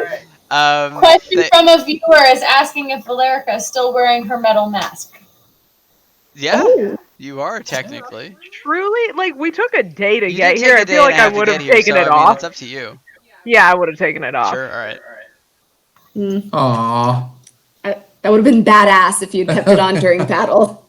Right. I mean, it kind of would have, but she wouldn't hide her face that long. Okay. Thea, were you taking a bonus action? Keeping it though, it's in my I will room. take a bonus action. What are you doing bonus action? Again, I will use this majestic spear and actually attempt to hit Dolgrim 9. Okay, so it can travel 5, 10, 15, 20 feet. Yeah, 20 feet tall. So it's going to float over, kind of menacingly pointing at it. You know, I'm going to keep that. Okay. It's Sounds good. delicious. All right. I like it. Thurgoul, you're up, and then Valerica. Damn it, give me a second. I scratched his beard too hard. He can't concentrate. Like kitten when you scratch its chin, it's very enticing. Okay. Where am I? Right there. I need new glasses. Fucking shit. Silima is to your immediate right. Valerica is on the other side of her. Your spiritual weapon is next to Uther. Go try and stab that eyeball that was looking at me while I was running the hand. Looking at you all funny. Yeah. Outside of the spectator or... Okay. I am going to use Toll of the Dead on Spectator. Okay, totally dead on the... Okay. Wisdom saving throw of 15. Sure. It's a failure. Ha! Good. It has somehow Good. taken no damage. At this point. It's taken no damage. No damage? How is he taking no damage? He was in the fireball. He was in the fireball. I am wrong. I am totally wrong. I forgot he was in the fireball. Oh no, he reflected it, remember? Oh, right, see, that's why right. Uther got hurt. Yeah, so he did. It's his fault, Uther. I was there. I remember. Oh no. So he did not It take was damage, his but he fault. failed on his wisdom Oh, no. on his wisdom save. So what damage is he taking? It's still 3d8 necrotic Good damage. God. That's a decent cantrip. That's a good Gotta spell. love scaling cantrips, man. Yeah. All right, what's he taking? Did you really roll that? Good lord. It's 8 points of necrotic damage. What? It's a 1. Wait. Oh, good lord. He rolled a 6 and 2 1s, y'all. It's Ouch. really Wow. 8. All right. He's still shaking off the paralysis a little You bit. hear Yeah. that sonorous kind of boom as you see the spectator kind of shakes for a moment. Its eyes kind of start twitching a little. It takes the full amount of damage. Seems to have hurt it quite a bit. Okay. Does that conclude your turn? Where is my magical weapon? It is inside the bubble with you currently. It's not close to any enemies? 5, 10, 15. It can get within melee range of the spectator. I'm going to move to the spectator then. Go for it. And fuck them up. Here's open. Or at least try to. You may certainly try. Give me a moment. So, how close is your spiritual thing getting? Within melee range. Oh, I can't move the spiritual weapon. I can move him, but not the I got the it. I weapon. took care of it. Swag. Excuse me one moment. 16. Oof. Nice hit. It cracks down on it. You hear this as it breaks something. As the spectator kind of wobbles in place slightly, one of its eye stalks kind of goes slightly limp.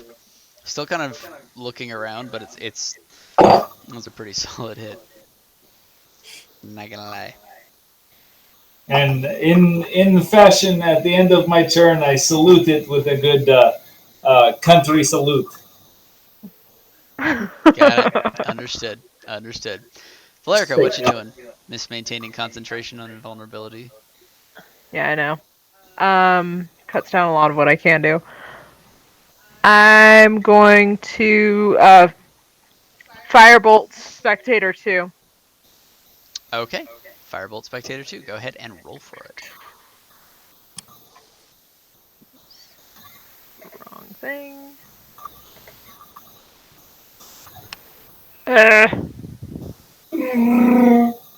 Natural 20. Nice! Of course, you always score a natural 20 on that cantrip. Yes, I do. Every time. I do. And immediately after you do a fireball, too. I know. It's great. Okay. So, that being said, that is going to be... And it's always roughly the same damage. 38 and 5 is what? 43? 43? Yeah. 43. 43 points of fire damage. Okay. So as Valerica is holding this globe of invulnerability, she looses a firebolt. It envelops the spectator. Its eye stalks just eyeballs just sizzle out as it shudders for a moment and then hits the ground. Yeah. Unbelievable. Alright, so that's done. They don't have a lot of hit points. That's awesome. No, they don't. Mm-hmm. So it is immobile, so I have to stay here. Silima, check the ground, see if you can see their footprints leading anywhere. Alright. Because I think it's my turn. It is your turn. So you're going to spend your turn looking for footprints? I still have one marked by Hunter's Mark, do I not? You do. Yeah. You do. I do.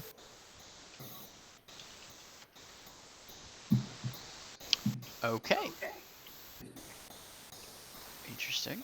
Alright. So that gives you advantage to try and find it, right? Yeah. Advantage on perception or survival checks to try and find it. So go ahead and roll it. Alright. With advantage. Perception. Bless you. You look.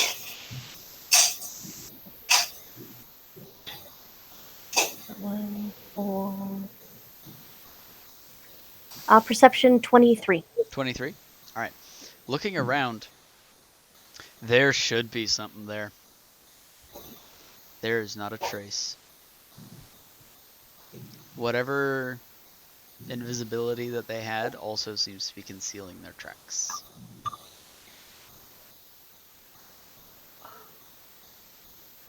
Even with my hunter's mark? Even with your hunter's mark. That's not fun.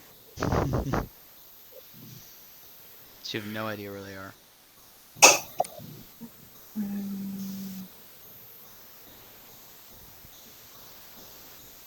What you like to do with your bonus action? Fantastic. With my bonus action, shoot, there's not too terribly much I can really do with it. Okay. But my hunter's mark is still active, though. It's still active, I just so it's can't. somewhere. You just don't know where it is.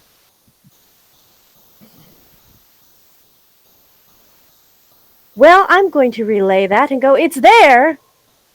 Somewhere.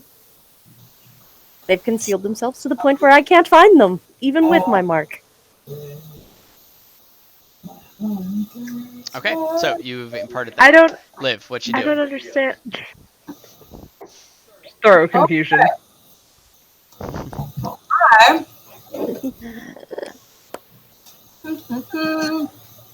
Could you grab me a napkin? Come on, McTavish, what you doing? All over the computer, guys. It's terrible. Woo. Anyway, what I'm doing, I'm going to. Liv is going to use her Misty Step bonus action to teleport herself right behind that back Dolgrim there. Okay. Like right there?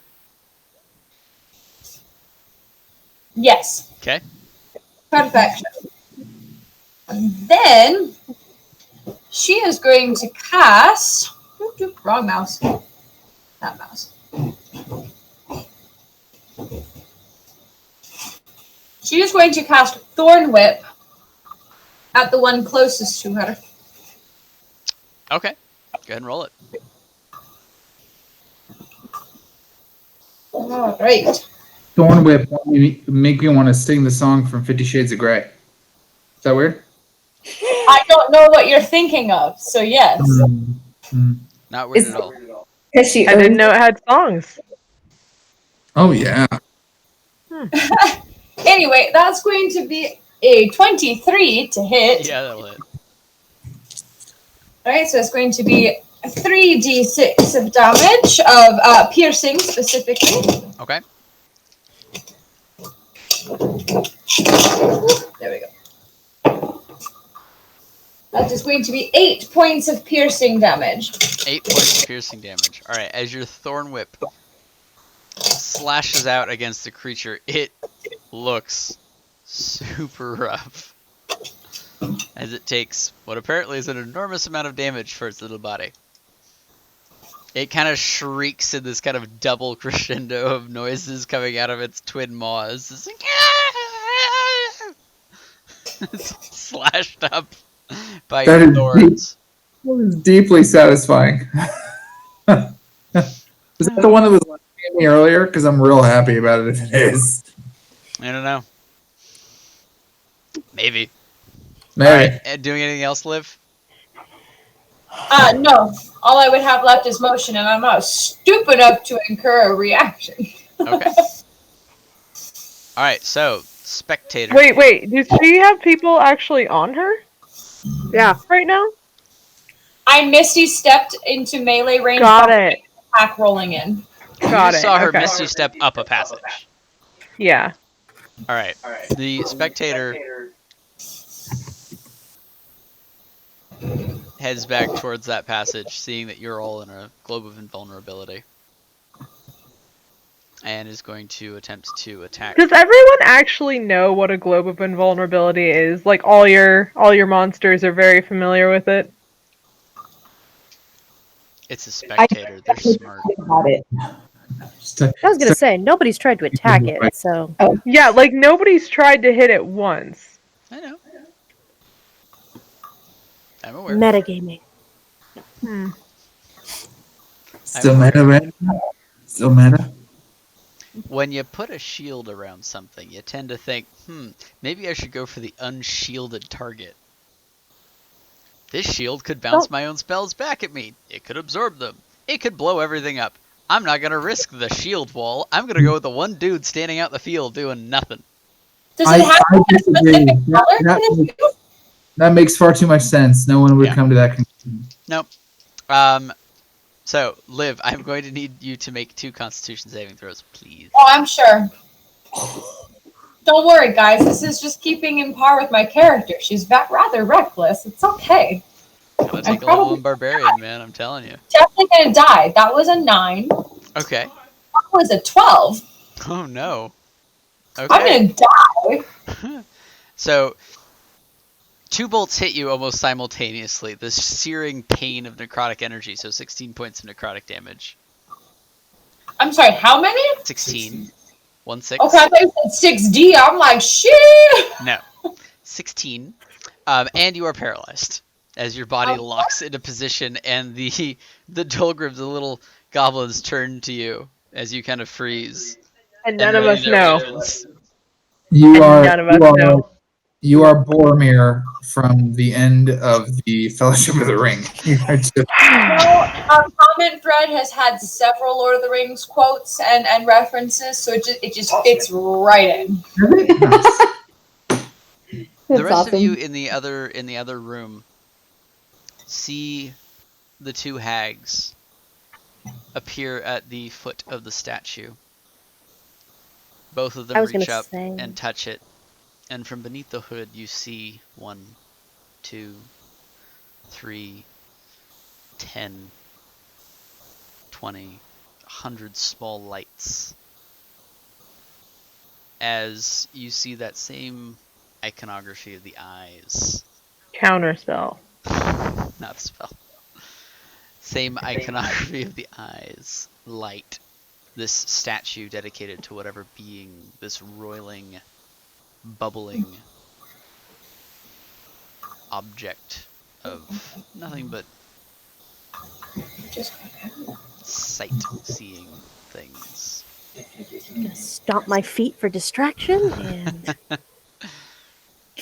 you all hear in your minds first this rumbling, deep, almost ocean-like sound. Then it gets deeper, and it shifts, and you hear a cacophony of different languages and voices, until it centers on something that you can all understand. And you all hear, Liv included, you all hear, I have seen. I wish to see more. The glorious eye summons you.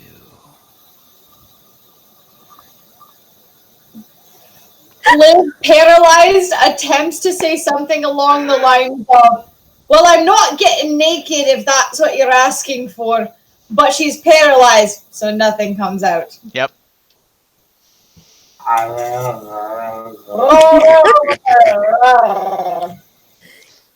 Come to my cathedral.